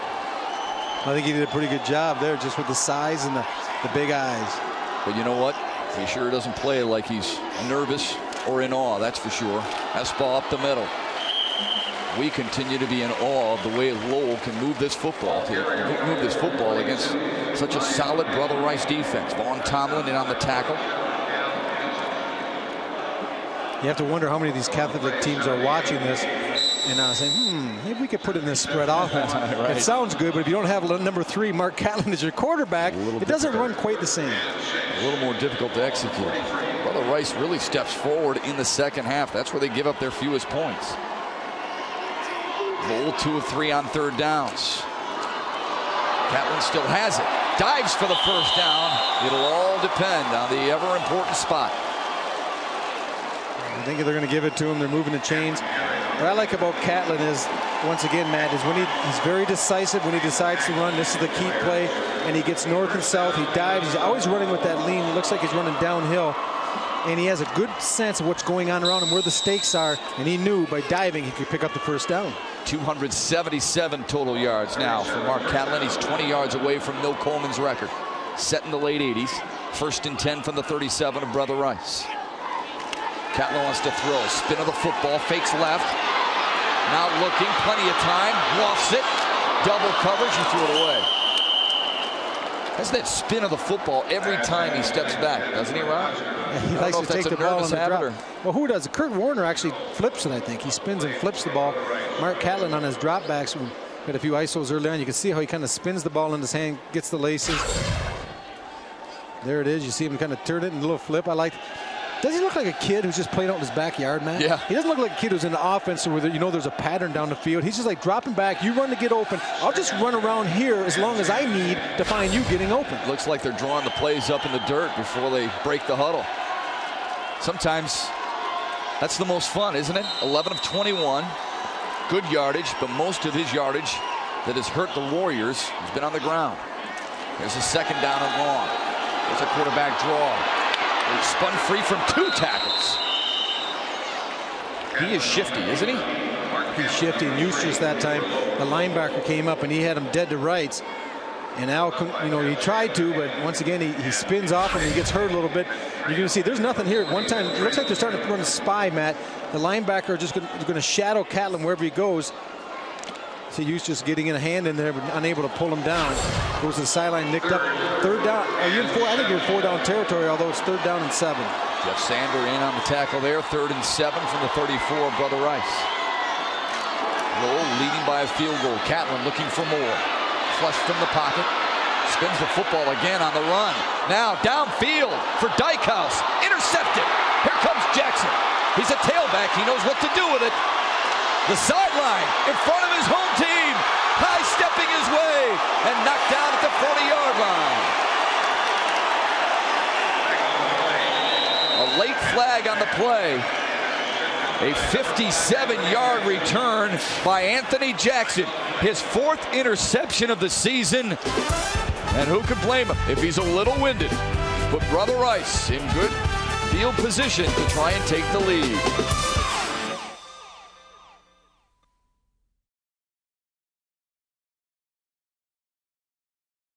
They continue to attend to Anthony Jackson, who is getting up now after picking off his 4th pass of the season. Head got twisted around a little bit because of a face mask infraction against Lowell. And really, Rob Rubick, as you watch that return, there's a couple penalties could have been listed. Yeah, this could be pick and choose your 15-yard poison here. We're going to see the face mask. The head's going to get spun all the way around. Oof. That is nasty. And then you're going to see a little bit late hit here as he's lying on the ground. J.J. Wilder coming in a little bit late, but they're going to get him with a 15-yard personal foul. And Brother Rice is going to be in business. That was an ill-advised pass by Mark Catlin. I know he'd be the first one to like to take it back. He had a lot of time. The problem is when you have a lot of time and people keep working down the field, the secondary drops deeper and deeper and deeper. And you try to throw a ball 40 yards like he just did. It takes a while to get there. And Anthony Jackson, who has tremendous speed, was able to break on it, get the interception, and with a big return, put Brother Rice right in the position to score.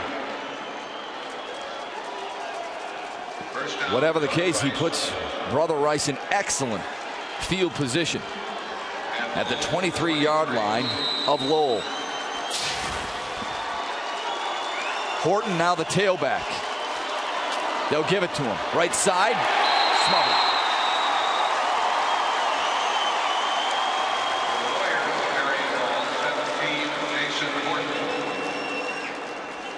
You're going to get a look at Jordan Moore coming from the linebacker position once again. Horton's going to try to go outside. But look at the penetration by Jordan Moore. He's played well, man. We've seen some good linebacker play. In the first game, it was Murray Percival for Waterford, Our Lady of Lakes. And this game, Jordan Moore. Lowell whistled for 2 times as many penalties than Brother Rice. 75 free yards for the Warriors. Horton tentatively toward the line of scrimmage, driven back. They lose something with Jackson, Rob. No question absolutely. about You it. don't have that type of quickness. I don't think the top end speed is that much different as we see Jackson returning to the game right now. But the quickness of getting to the point and being able to sidestep, make lateral moves, and find some space you don't get with Horton, obviously, because he doesn't run running back all the time. He has better skills at the receiver position. Jackson now back in. That's good to see on a 3rd down and 12 from the 25-yard line. Rice has gone backward since the interception by Jackson. Pickens wants to throw across the middle. Incomplete. J.J. Wilder with good coverage. Intended for Ryan Britton, his tight end. Well, it's going to be a long field goal attempt here, Matt. I'm not sure. Would you kick it? You'd probably be, what, about a 43-yard or not? I think Coach Picasso is probably going to take it. We're going to watch. You're going to work right down in the middle here. But good coverage. He's open for a minute. He just sees him a little bit late. Yeah, I know Ryan Britton would like to have that one back because 9 out of 10 times he's going to make that catch. Big 4th down and 12, Matt. Especially the way Brother Rice runs drills. They teach you to catch it out front, not let it hit your shoulder pads. Brother Rice 0 for 1 on 4th down today. 4th and 12. Pickens setting up a screen. Jackson has it. Looking for blockers. Doesn't get enough. That's a heck of a defensive stand. Yeah, it is. That's a well-coached football team. Those linebackers wouldn't be fooled with all the motion and action to the strong side. Doug Pickens is going to roll. He's going to look strong, and they're going to try to throw back screen to Anthony Jackson, the tailback, but they're not buying into it at all. Pickens doing a good job trying to set it. Takes a peek. He looks strong side. He comes back weak. Jordan Moore once again in his face. That's no surprise. But look at 3 red shirts led by big number 72, Chad Rao, with Johnny on the spot to make the stop. Andy McQueen and Neil DeVoyd also in on that tackle to stymie Brother Rice on 4th down. 1st and 10 from the 25 for the Red Arrows. Catlin looking left, firing, and incomplete. Good coverage by the Warriors. Hey, tonight it's a Stanley Cup Finals rematch as the Red Wings visit the Carolina Hurricanes. Folks, it's the only regular season meeting between these two teams this season. Coverage begins with John Keating's Red Wings pregame at 6:30 right here on Fox Sports Net. Then join Ken Daniels for all Blow by Blow. Isn't John Keating, is he a Grand Valley Laker also? I think John Keating, that's right. He's a little alumni. We got the Wings, we got football and hockey covered today. 2nd down and 10. I don't know if he's in that Laker Hall of Fame yet or not. Espall up the middle, and he is hog-tied by some big fellas up front. Adam Burwinkle, the first one to grab hold of him and bring him back down to earth. Looks like Lowell has slowed down a little bit offensively. The last series they weren't quite as efficient, and sometimes you got to give credit to the defense. We know Alpha Costa's been around a long time as quality staff. They made some adjustments at halftime. Catlin, after that last interception, maybe looks a little more tentative here too. He needs a big play, I think, to get his engine revving again. 3rd down and 6 from the 29 for Lowell. Mark Catlin spins the football, slings it, picked off, intercepted by number 22, Charlie Ryan. And the Warriors, on back-to-back Lowell possessions, turn away Mark Catlin with an interception. I think Brother Rice went into halftime and opened up the kryptonite. Because right now, Superman in first half, he's looking a little bit more human here. A couple interceptions the last 2 series. He's looking right. And that was just an ill-advised pass. And there's 3 white jerseys. You're going to see right here. They're just playing zone, sitting down in the area. A nice break on the ball.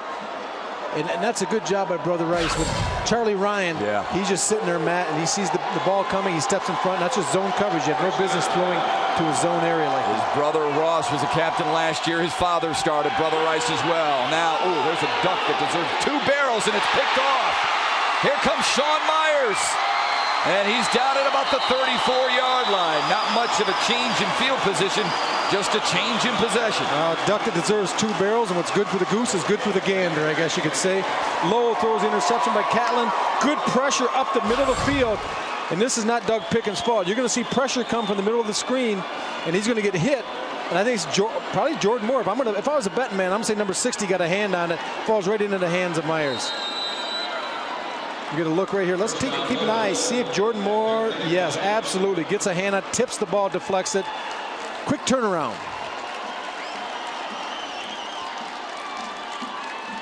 See, in high school, that's where playing wide receiver pays off, too. Used to catching the football that way. Espall up the middle for a +6. Ryan Britton in on the tackle, but a big reason why Sean Myers is able to make a play like that is because he has a wide receiver mindset as well by playing on offense. And he's also into the game. He's sitting down there playing cover 2 zone. He just has the short flat. He's just kind of hanging out. There's no one threatening his area. When he saw the ball tip, he turned back and was able to make the interception. He splits wide to the left side of the field, the open end, the largest field to cover on a 2nd down and 3. Catlin to Espall again, lowers the head and picks up 2 of the necessary 3, I believe, depending on where they spot the football.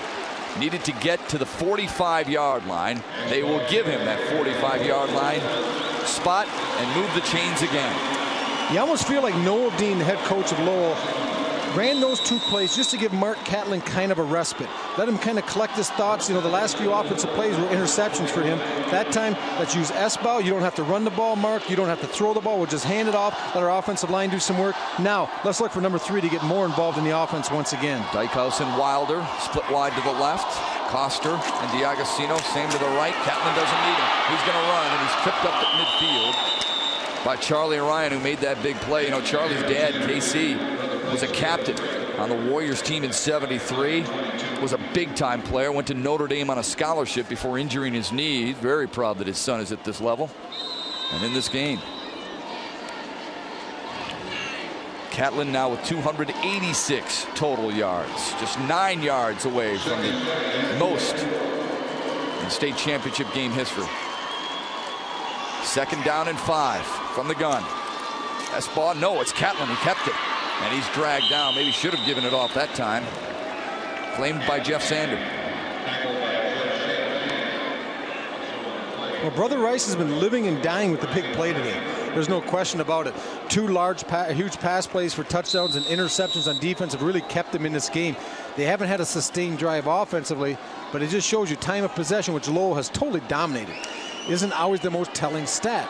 We saw that a few times covered Eastern Michigan football, Matt, where we had the ball 40 minutes one game, the opponent 20, yet you're down by 40 points. So it's what you do when you have the ball. 3rd and 2 from the Brother Rice 47.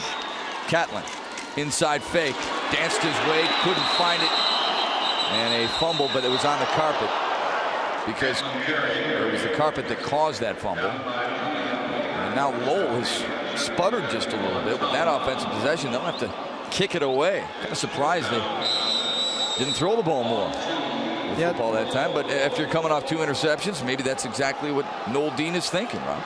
And if we get a chance, maybe in the next series we can draw what Brother Rice is doing in the secondary. They're playing a lot of man underneath with safeties playing halves. So they've taken a lot of the passing routes that Lowell likes out of the game.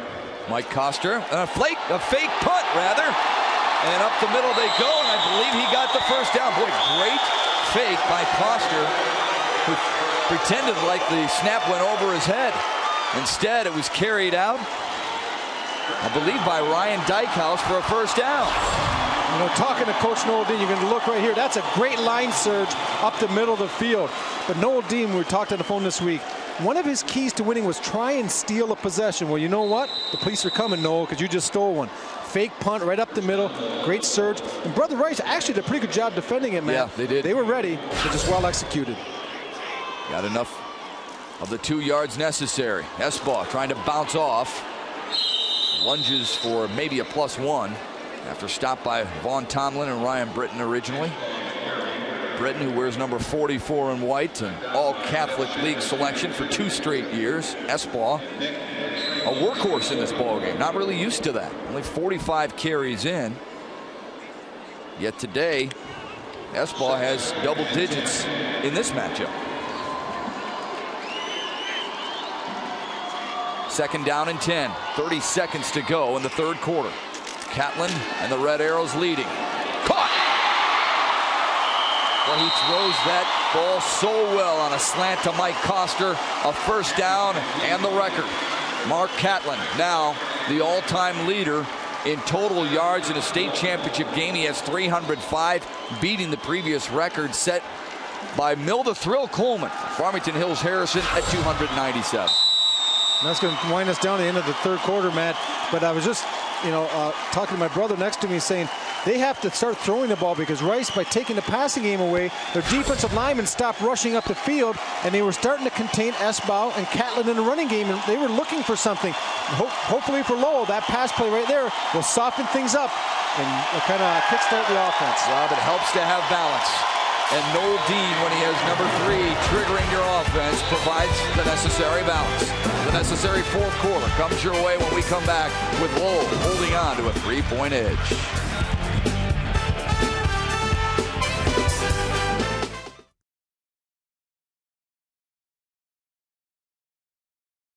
Welcome back as we get set to start the fourth quarter. Lowell leading at 17-14. You'll notice behind the Brother Rice bench there's a board hanging with dog tags all over it. The dog tags have been worn by the Warriors all year long. On the board reads this: on this board we are linked, on the field we are one, and at the bottom reads together we stand. One hook, however, is empty. That signifies all the players that have come before them and helped build the Brother Rice tradition. Former Rice player Jerome Molcheski, also a former military man, brought the idea to the team. They have lived it all year long, and they will now rely on it heavily for a little less than 12 minutes remaining in this football game. Matt? Mickey, thanks. Great story. Yeah, Molcheski got that idea from West Point. They also, when they dine together, leave a plate empty, similar to what the military did. One empty seat, a plate for a fallen soldier. Rice does it for all the great players who have played in black and orange previous to them. Molcheski, by the way, writing a book about Al Fracassa. Travels from Cincinnati, Ohio every Thursday to help out. Stays over the weekend and is writing a book about Al Fracassa, telling the many stories that he's been able to accumulate and getting to know these players. Warning on Rice. Sideline infraction, Brother Rice. They call it a delay of game, or a warning, I should say. So now 2nd down and 10 after the incomplete pass from Catlin intended for Mike Koster. Trips to the left of Catlin. Threatening for more, leading by a field goal. Fake handoff inside, Catlin keeps it. And a surge forward before being dropped by Nick Vetrano.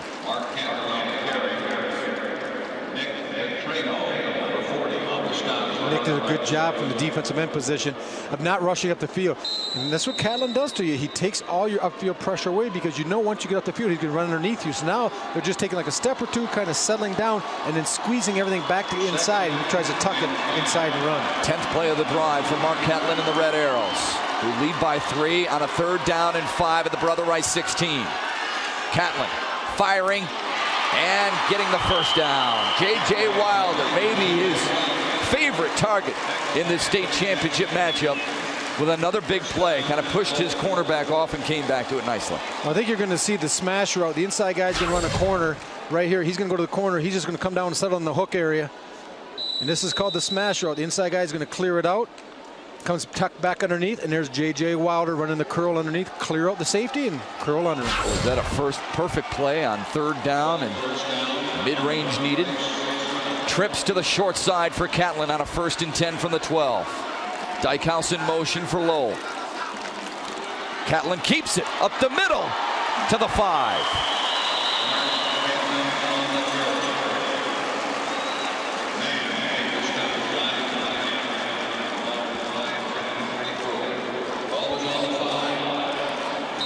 Getting it done virtually by himself.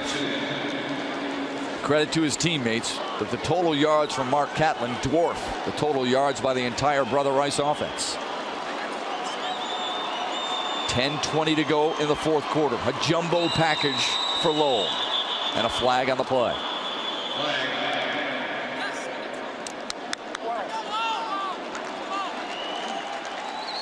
We got a dirty dozen out there for Brother Rice. Dead ball.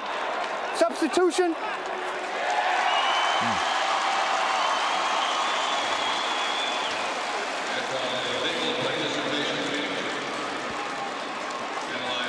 Al Fracassa has to be concerned right now, Rob Rubick, his defense unable to stop Mark Catlin and the Red Arrows.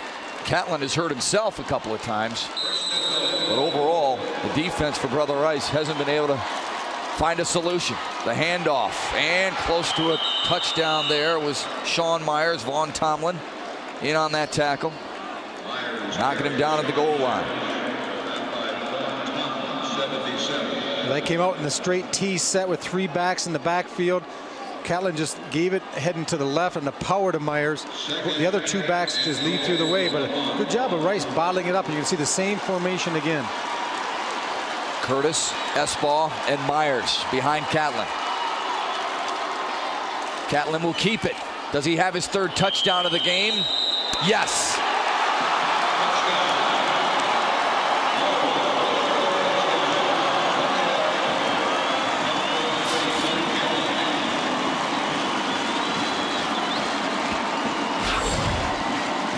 It's never easy when you're trying to get in from the 1-yard line. Mark Catlin driving hard, spinning, and the side judge had a good view of it. He gave him the touchdown. From over the top, you're going to see it looks like Rice has it bottled up pretty good. But a touchdown nonetheless. Wow. For the Red Arrows. I thought they stopped him, but 6 points on the board. 23-14, Lowell leads it. Mark Catlin with 3 touchdown runs. And Matthew Foster with a field goal.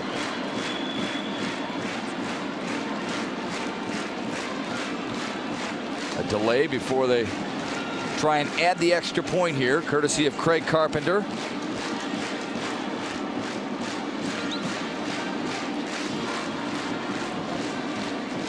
Side judges talking things over. Don't know why they would be delaying this long for an extra point unless there was a penalty on the play that might be assessed on the kickoff. Dead ball. Unsportsmanlike is declined. Dead ball, unsportsmanlike conduct. Brother Rice. So Brother Rice with an unsportsmanlike conduct penalty declined by Lowell. And now the extra point coming following a 12-play, 65-yard drive. Kick is up and good. Maybe more importantly for the Red Arrows, they chewed up 6 minutes and 38 seconds of the Silverdome clock. Noel Dean and the Red Arrows now lead Brother Rice by 10. Mark Catlin has been the catalyst, the focus, and the hero. 3 touchdowns give the Red Arrows a comfy.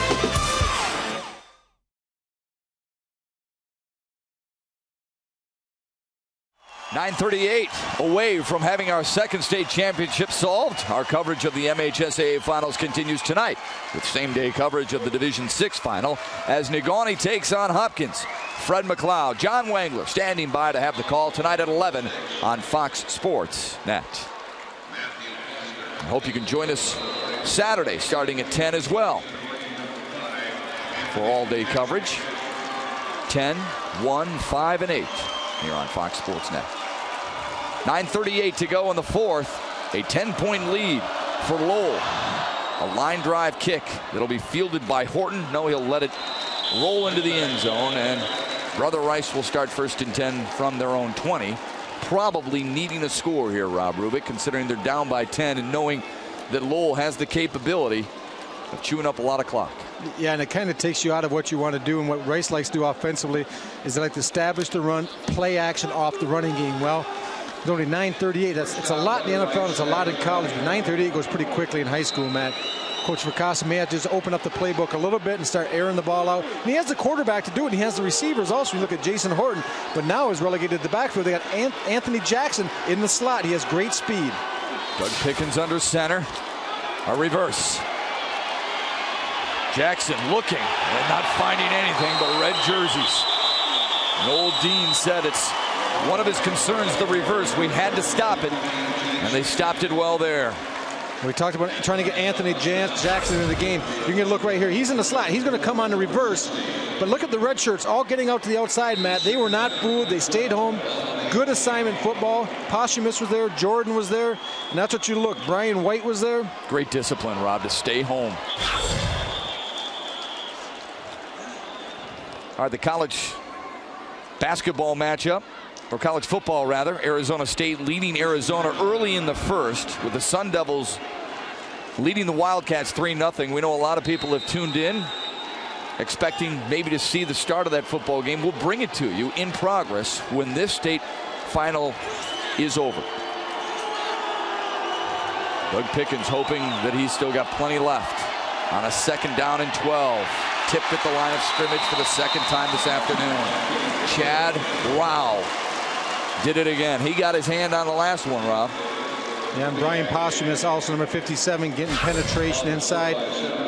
Doug Pickens knows where he wants to go with the ball. And also J.J. Wilder, coming from the strong side, knows where he wants to go with the ball, Matt. But a good job getting penetration, getting hands up. And we talked about early in the game, if you can't get to the quarterback, at least get your hands up on the way and possibly get a deflection. An important 3rd down and 12. They're 3 for 8 on 3rd down conversions, make it 3 for 9. Rice is really struggling offensively, Rob Rubik. And what a huge series defensively for the Lowell Red Arrows, Matt. Come and forcing Rice into a 3-and-out, actually losing a couple yards. They're going to get the ball back. And if they can pick up say 2 first downs, it's going to put a lot of pressure on that Rice offense if they do get the ball back. And they should get it in good field position too, Rob, because they have D'Agostino and Catlin standing just inside the 50-yard line, or just outside the 50-yard line, if you will.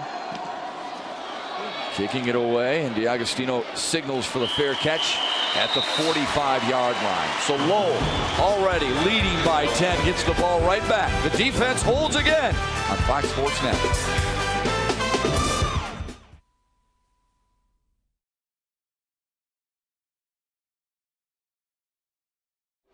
Just 8:36 remaining in the fourth quarter. Lowell leads it 24-14, and with the football right around midfield, couldn't ask for much better field position for Mark Catlin and the Mighty Red Arrows. You have to wonder right now what Noel Dean's going to do offensively. If he's going to take any risk, start putting the ball up in the air. Catlin, the last series, was a little more effective throwing the ball, but I got to believe they're going to try to keep the ball in number 3's hands on the ground. Give it to Esbau every now and then up the middle, but you don't want to turnover here. Catlin out of the gun. Dykhouse in motion. Catlin will run. Breaks free. Makes a move. To the 20.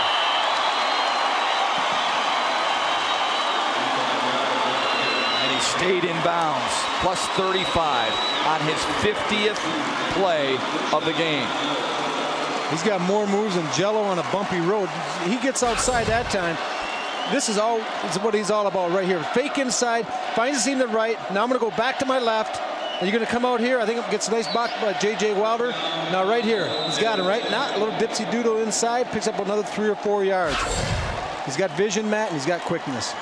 Red Arrows have more offensive plays than 50, but that's the 50th time that Catlin has been involved in touching the football. Looking right, firing across the middle. Dykhouse off his right arm and incomplete. That was a neat looking play.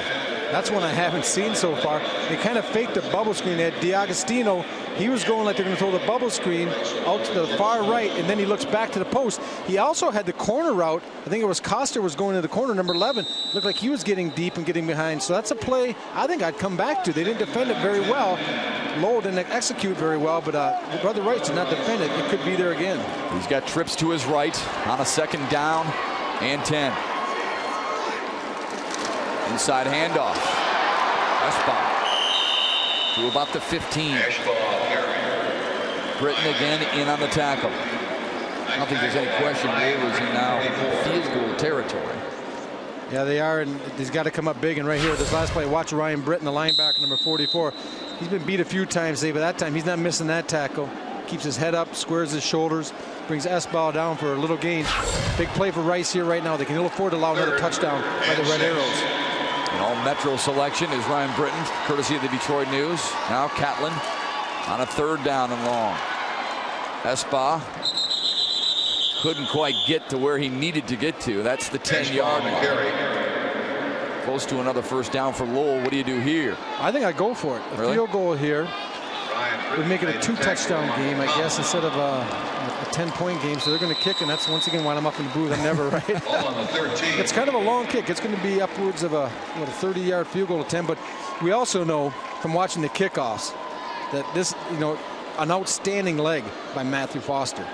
Already has a 23-yard field goal in the bank.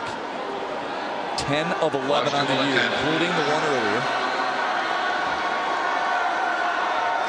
A fake and a shovel pass, and Rice was waiting for it. Chris Curtis was met immediately by Carl Esbau, and Brother Rice forces the turnover on downs. 6:42 remaining. The Warriors have to cash in. They trail by 10 on Fox Sports Net.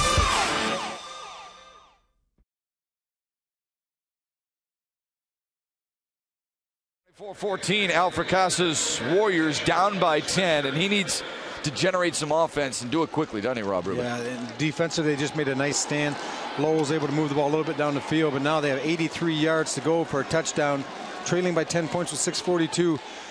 With the exception of possibly a draw slipped into here, Matt. They've got to put the ball in the air. They got to take advantage of the passing game. They got to try to get Stachowiak the ball, or at least Jason Horton the ball outside, and have them make something big happen with it. Doug Pickens with an option to Jackson. Stumbles forward for maybe a pickup of 3. Al Fracassa, we mentioned before, 34 years in this business at Rice, 43 years overall. Still looks young and acts young at heart, but you can't help but wonder, is he nearing the end of his career? I'm getting up there, and Joe Paterno and Bobby Bowden, those are my idols, and they keep me going, really. As long as I'm healthy, I like to stay in it as much as I can. I take it 1 year at a time. The game is special, you know, regardless of how old I am and how long I've been coaching, it's still a very special game. Rob, wouldn't mind having any of my 3 sons play football for that man right there. Yeah, that not only a great coach, what a role model for young men. Carries himself with class. He runs a first-class program. And Lowell right now struggling, picked up another 15-yard penalty for unsportsmanlike conduct. Pickens wants to throw. Deep drop and deep throw down the field. And too far. Intended for Stachowiak. But just let him a little bit too much. But you got to wonder, if you're Lowell, how you can let someone get behind you. Right. You know they have to go downtown, yet Stachowiak still was able to get past Curtis down the field. You got to keep in front of you with 6:22. You know, 10-yard gains, 5-yard gains are not going to beat you right now. But you allow them to hit you with a 63-yard touchdown pass, they're right back in it. Hey, we get back to Al Fracassa. We talked about earlier Jerome Malcheski, who's writing the book about him.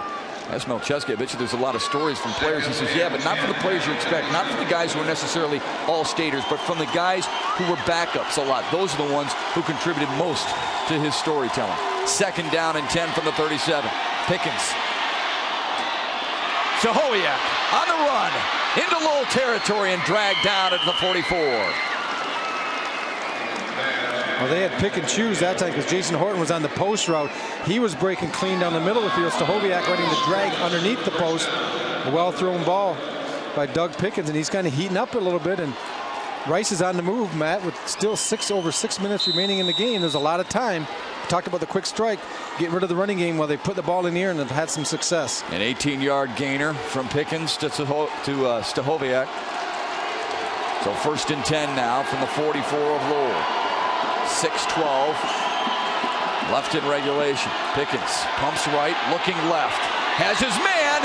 It's Stachowiak, and it hits the back of Curtis. And I believe that'll be an interference on Chris Curtis.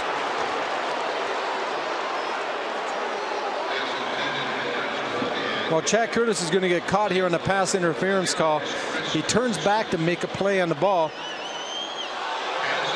The Lowell fans not too happy with the call, and we're going to get a look here. Now, Rob, if Chris Curtis turns his head, is it different? Well, he does, I guess. He's trying to play the ball, trying to make a catch on the ball, and that's the official was there to, you know, you can make a play on the ball, but you still can't impede the receiver. And that time, even though he did turn back and was playing the ball, Matt, he did get in the way. On the defense. First down.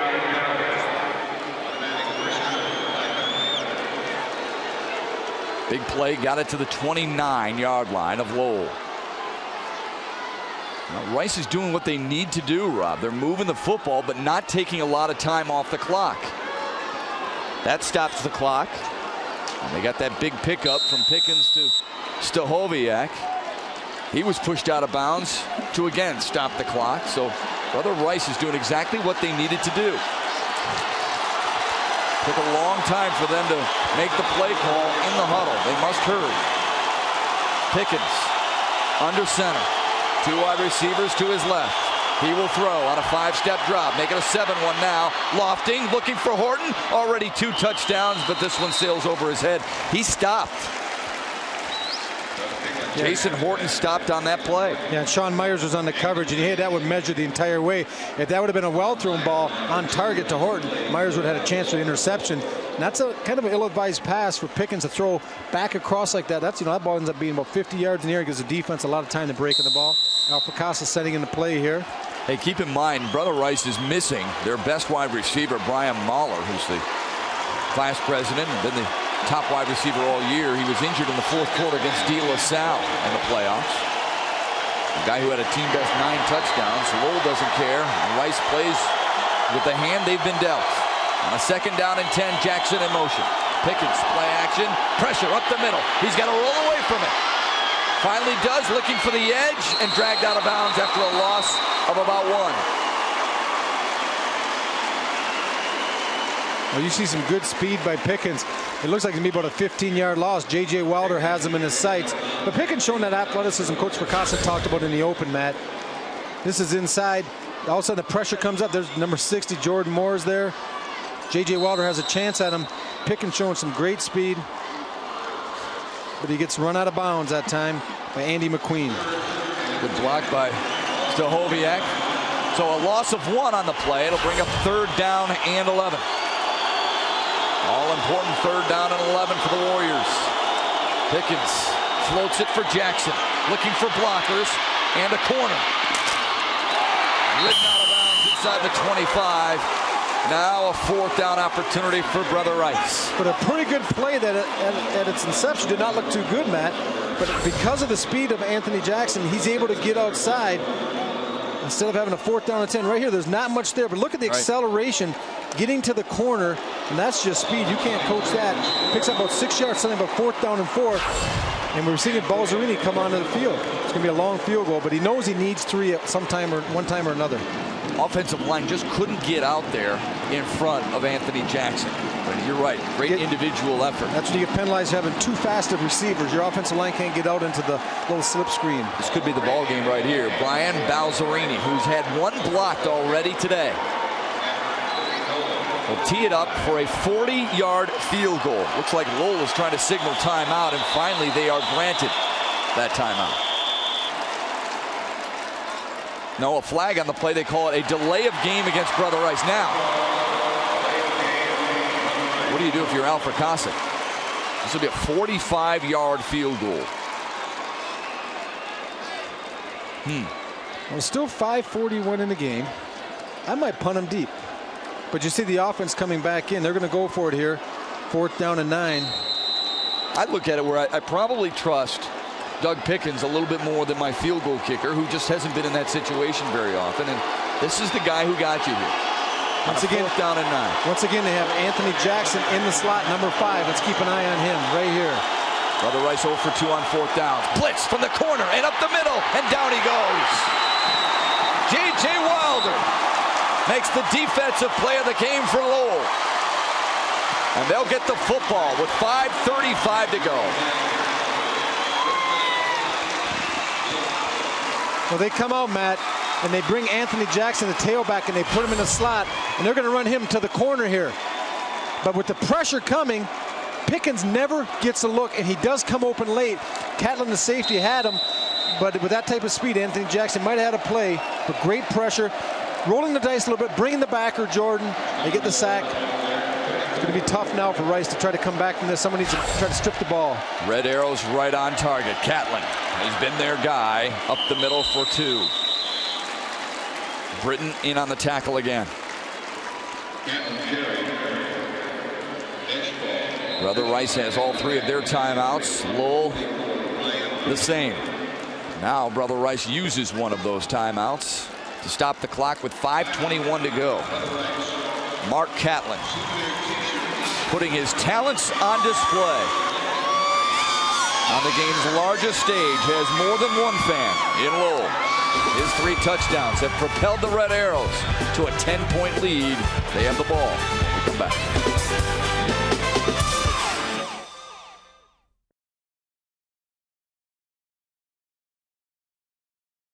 The Brother Rice side silenced to some extent because their team trails by 10.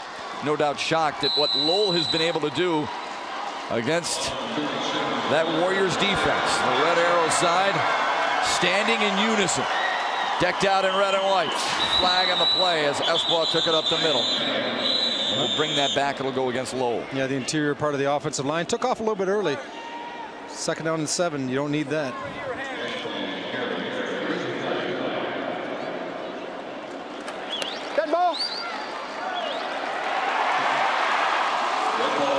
Oftentimes we get caught up in statistics, Rob Rubik, but you can't look at it in this situation, even though Brother Rice and their coaching staff has the experience.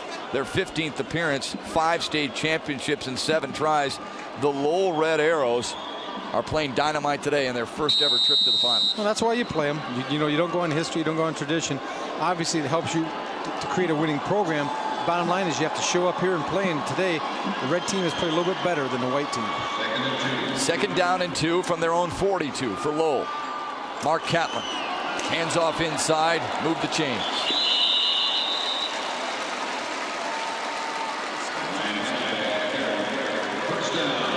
I know nothing is easy, especially when you get to this level, but when Lowell has needed to make a play, they seem to do it with ease. And that happens a lot of reasons, but number one reason is number 3 draws so much attention. Yep. They get those 2nd and 3rd down and short situations. You can slip Esbaugh underneath. 17 rushes, 67 yards, and that's just the kind of player Ryan Esbaugh is. You know, Matt, he's a churner, he's a chugger inside. He's not going to pop the big one, but you need something like that to complement Catlin. Under the 5-minute mark now. Catlin looked like it was a broken play. He makes something out of it anyway. Stays in bounds, took a hit, but got the first down. You know, sometimes you wonder how plays are created. Sometimes they're created by broken plays. Noel Dean's going to see this film and say, you know what, we're going to have that cross action where everyone runs into each other, and then the quarterback just takes it and runs outside. Very creative play calling by the Lowell offensive staff that time. And I don't know whether that was designed or not. The way they've run some plays today. That's your one basic broken play, but sometimes great quarterbacks can bail you out. 4:33 and counting now in the Division II state championship matchup. Lowell, not heard from before, is talking very loud today with their play. Catlin up the middle for a little bit. Brother Rice with 2 remaining timeouts, trailing by 10. Right now the Red Arrows in no hurry to get off the pile, get up slowly. Not as much time run off before the official set the 25-second play clock. Sean Myers bringing the play in, man. You wonder, would you throw the ball in this situation? I think I got to keep it down, try to keep it on the ground, make Rice burn their timeouts. You don't want to risk the interception here. I think you have single coverage, and I don't think you should be afraid to vary from your offensive game plan. Catlin up the middle again. First down and more! Look out!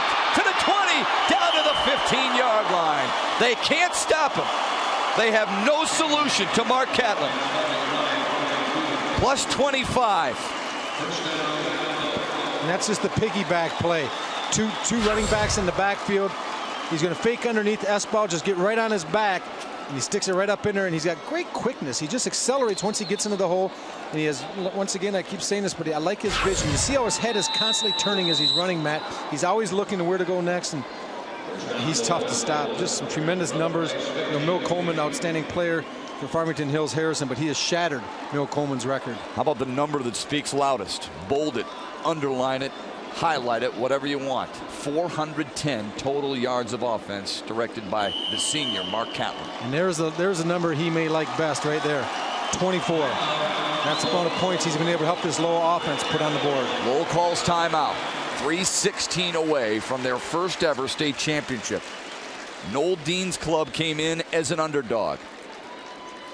Didn't necessarily like it, but realized they had to be against Birmingham Brother Rice. Doesn't like being the underdog, but you know what, Rob? People watch this club, and Alfred Casa was the first to mention it to us. You watch them on team, there's no way they can be considered an underdog in any game they play. They're just too darn dangerous. It has been a special day. Earlier today, the Division VIII state championship was decided. Waterford Our Lady of the Lakes, under the direction of Mike Boyd in his 37th season, claims their first ever state title in the first ever overtime game. Murray Percival, that team's leading tackler and receiver, with a game-winning touchdown on a 4th and goal from the 1 after Gaylord St. Mary had already kicked a field goal in overtime. At 11 o'clock tonight, on a tape-delayed basis, same-day coverage, Hopkins and Negaunee, Fred McLeod and John Wangler, and then the Division IV state title game a little bit later on, early Saturday morning. Glad you've joined us here on Fox Sports Net here in Detroit alongside Rob Rubik Mickey York. My name is Matt Shepard at the Pontiac Silverdome. 3:16 to go in the fourth quarter. Catlin. Again, the piggyback play, but the whistle is the only thing that has stopped him today. Game getting a little bit sloppier in the last couple drives. You get a false start call on the Red Arrows that time. We'll send it back to a 1st and 15 situation.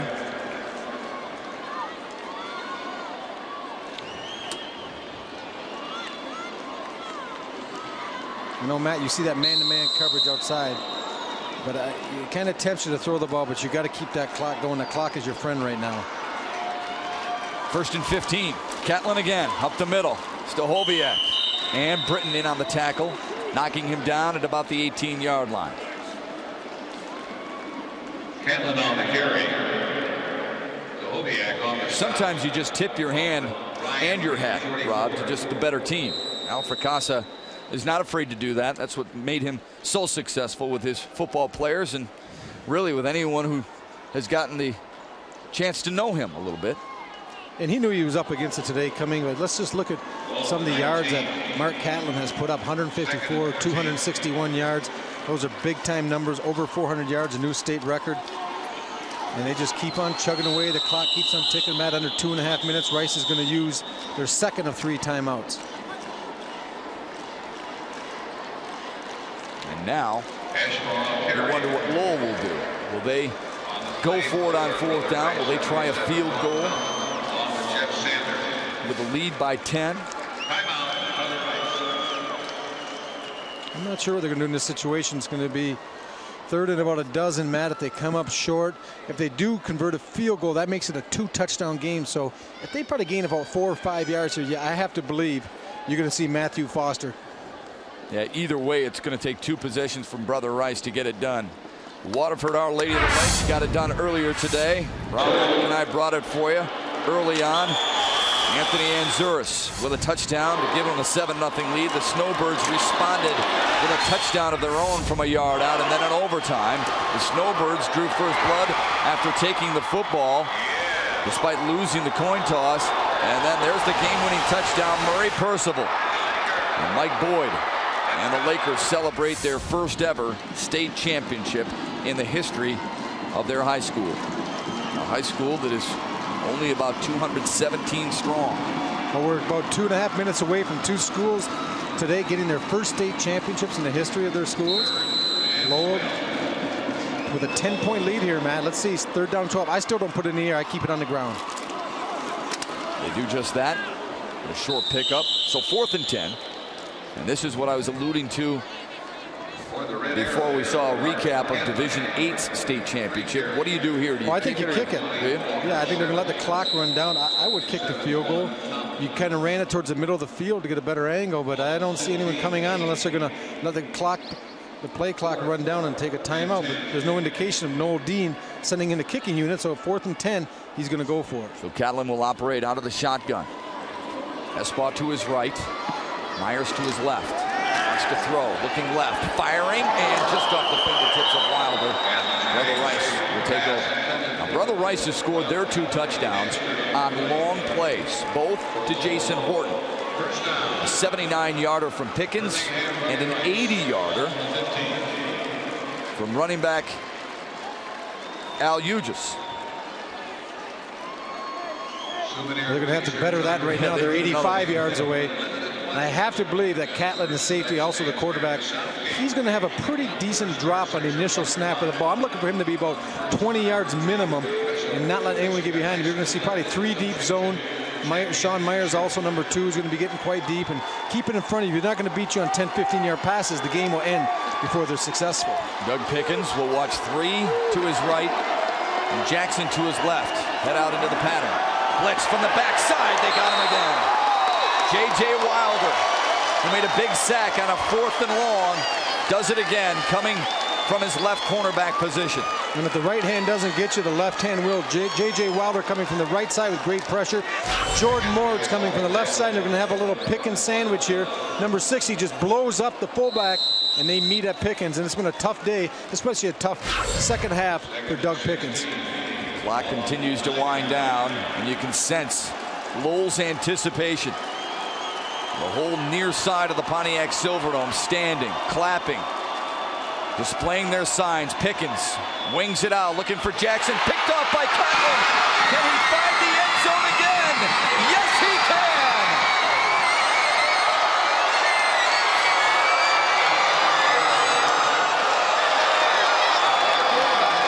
That was a catastrophe that time for Doug Pickens, throwing that ball up for grabs as Catlin.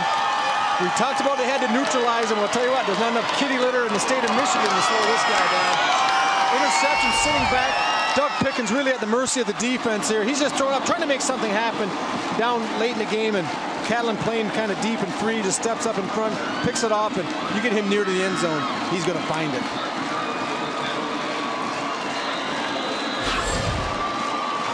Three rushing touchdowns for Mark Catlin, and one on an interception return.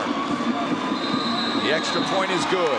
How good is number 3 in red? He leads this team now with 7 interceptions in his senior season. This is his first taken back to pay dirt. Well, he can throw it, he can run it, and you know what?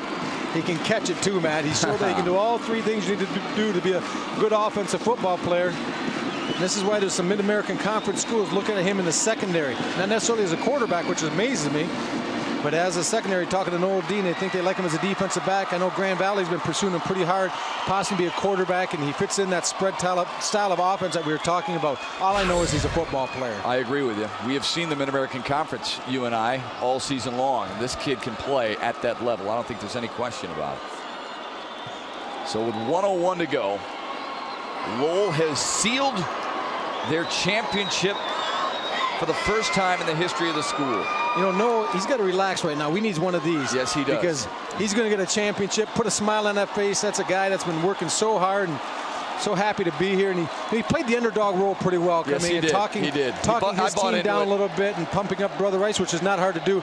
But you know what? If you listen between the lines, when you talk to Coach Al Fracassa, he was saying, you know what? Number 3 is a player. He goes, I've been coaching a while, but he said, number 3 can play, and we're going to have a heck of a time stopping him, and it's proven to be true here this afternoon. Brother Rice faces a lot of good quarterbacks in the Detroit Catholic League. He said number 3 is as good as he has seen all season long. Noel Dean's motto this year is work ethic and attitude, because it's the only thing we control. They've controlled this game pretty much from the start.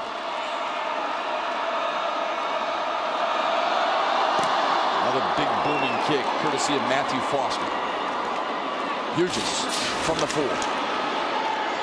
Fires to Pickens. Pickens had a seam for a moment, then chased out of bounds, and a flag on the play. Might be a forward pass. And it is. Had to try something. Well, they got him earlier with the double reverse pass for a touchdown from Al Eustace, finding Horton. Right here, you see he's going to throw probably about just past the 15-yard line. Let's see what hits the hands. Yeah, well up on the 18 or 19-yard line. So an excellent call by the official. Was in position, makes the call. Now Rice is going to be forced to start back inside their, right around their 10-yard line. It's been a privilege here today, partner, because we've had Waterford Our Lady of the Lakes celebrate their first ever state championship, and now Lowell is going to try and match that enthusiasm with their first ever state crown. Well, the Grand Rapids area coming out of the hole quickly here with their first win. They're going to have 5 opportunities. That's the most in a lot of years for Metro Grand Rapids to get championship here at the Silverdome. South Christian will be here. East Grand Rapids, Hopkins, and then in the marquee matchup, which we get a pleasure to broadcast tomorrow, Matt, the 1 o'clock game, East Kentwood, Detroit Catholic Central. Pickens, more pressure.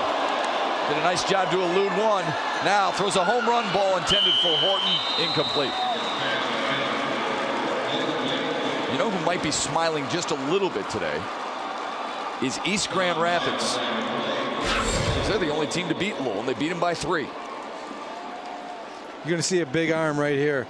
Look at that. He makes a couple defenders miss there, but he throws once again over 50 yards, man. I like Doug Pickens. You can just see his athleticism. Yeah. The problem was it seems like there's been about 13 red jerseys on defense the entire afternoon. Pickens has been a leader all season long. Earlier this year when they lost to Catholic Central, Charlie Ryan felt so bad Doug Pickens called him up on that Saturday night and said, hey, listen, no one's going to remember your 3 interceptions. Oh, that's right. It was me who threw those 3 interceptions. Forget about it and move on. And boy, have they moved on. Unfortunately for them, they fall short. The completion to Stasoviak, out of bounds, stopping the clock with 38 ticks left. So that's the sign of a true leader, Rob Rubik, when you take it upon yourself to call somebody on your team who you know is feeling down and to try and put a smile on their face, because you know that they will be an integral part of your success if you're to have success that season. And Al Fracassa has built his program the right way, as has Noel Dean, with kids who care about one another and genuinely like one another. And let's also remember what Doug Pickens, he's got another year. That's right. We could see him again at the same stage. He's flushed from his pocket, throws on the run, tough throw and out of bounds. Now 4th and 4. Talked about the full slate of games for you here on this opening day of state championship weekend. Tomorrow, it starts fresh at 10 a.m. Mendon, the Hornets, against Decatur. Should be a good matchup there. Then, as Rob alluded to, the Shamrocks of Detroit Catholic Central looking for back-to-back crowns against unbeaten East Kentwood. Montrose against Constantine at 5. And then we cap it all off with the Division III showdown, DeWitt and East Grand Rapids. We talked about East Grand Rapids beating Lowell, the only team to beat the Red Arrows this year. Pickens to Horton, slips and falls, and that epitomizes what has happened to the Warriors here today. Does pick up the first down, but just couldn't get his feet underneath him to try and turn and either get out of bounds or pick up more yardage.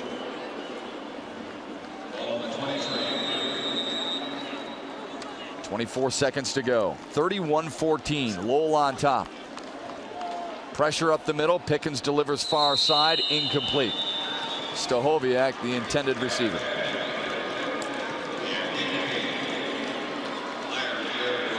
Well, they're going to start celebrating back in Lowell, just on the east side of Grand Rapids. The Red Arrows have come in here and done themselves proud, Matt. A great performance on both sides of the football. We knew they had a good offense coming in. We heard about Mark Catlin, all the things that he could do. But I've been impressed with his defense, and especially number 60, Jordan Moore. I agree. I've been impressed by the Lowell wide receivers. You talked about how well they run routes and how sure-handed they are, and they have done just that. Stahoviak with the catch at the 30, trying to spin away, but couldn't. And the clock will wind down.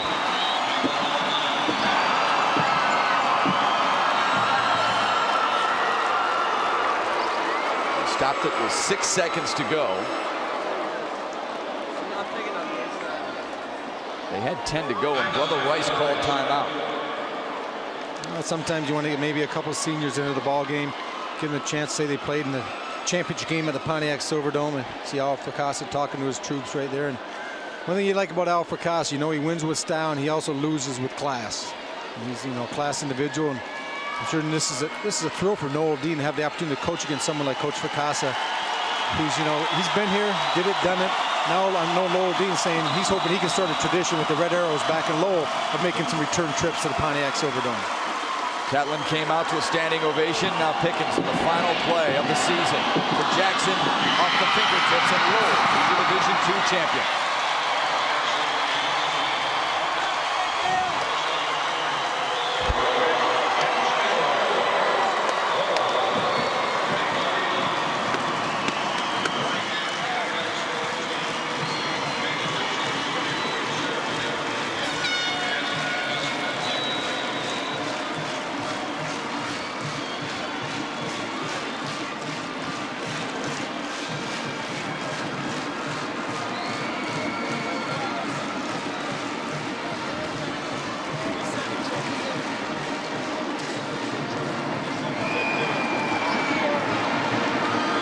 What a ride it has been for Lowell. It started 14 weeks ago, and now the Red Arrows are state champions in Division II for the first time. Al Fracassa had to shake the hand of Mark Catlin.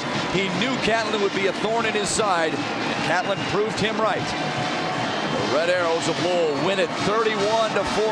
The wrap-up from the Pontiac Silverdome when we come back after this.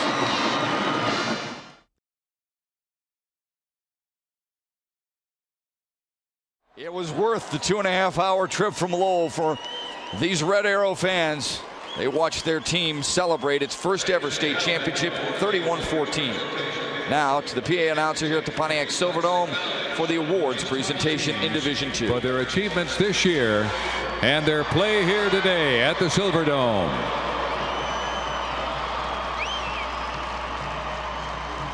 At this time, we direct your attention to the field where Karen Lanier, Athletic Director, Benzie Central High School in Benzonia, and member of the Representative Council of the Michigan High School Athletic Association, will present the trophy presentation to the 2002 Division II runner-up, the Warriors of Birmingham Brother Rice.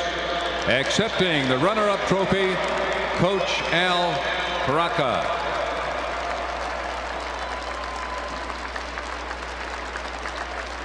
Congratulations to the Warriors of Birmingham Brother Rice on an outstanding season.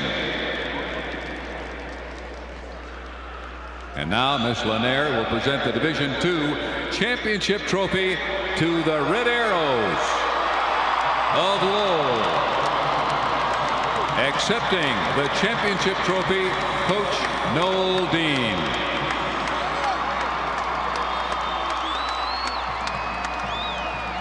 Our congratulations to the Red Arrows of Lowell, the 2002 Division II football champions.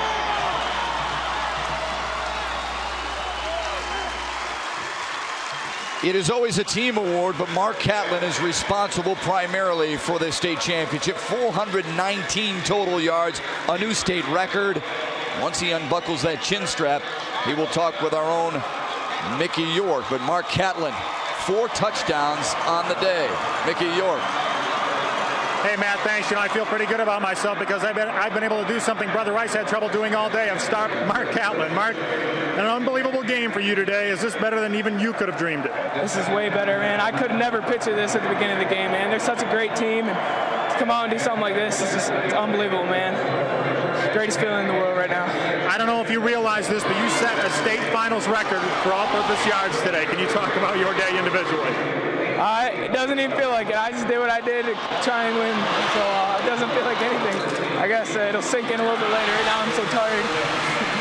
Go enjoy it with your team. All right, congratulations. Mark Catlin, I tell you what, definitely a performance for a lifetime, Matt, and one for the record books, and one that could be there for quite some time. Back upstairs with you. I agree with you, Mick. Thanks. I know you enjoyed watching it from the sidelines as much as we enjoyed bringing it to you. Mark Catlin, a very special player, Rob Rubick. 3 touchdowns rushing, 1 an interception return. Special player. He is a special player, and we talked about everything that he can do, but I like the most of all, the kid is humble, the kid's got poise, Matt, and what a great win and what a great leader he is for the Red Arrows. His football career is not over yet. Our next game is the Division VI final between Negaunee and Hopkins. The same day coverage tonight at 11 o'clock for Rob Rubick.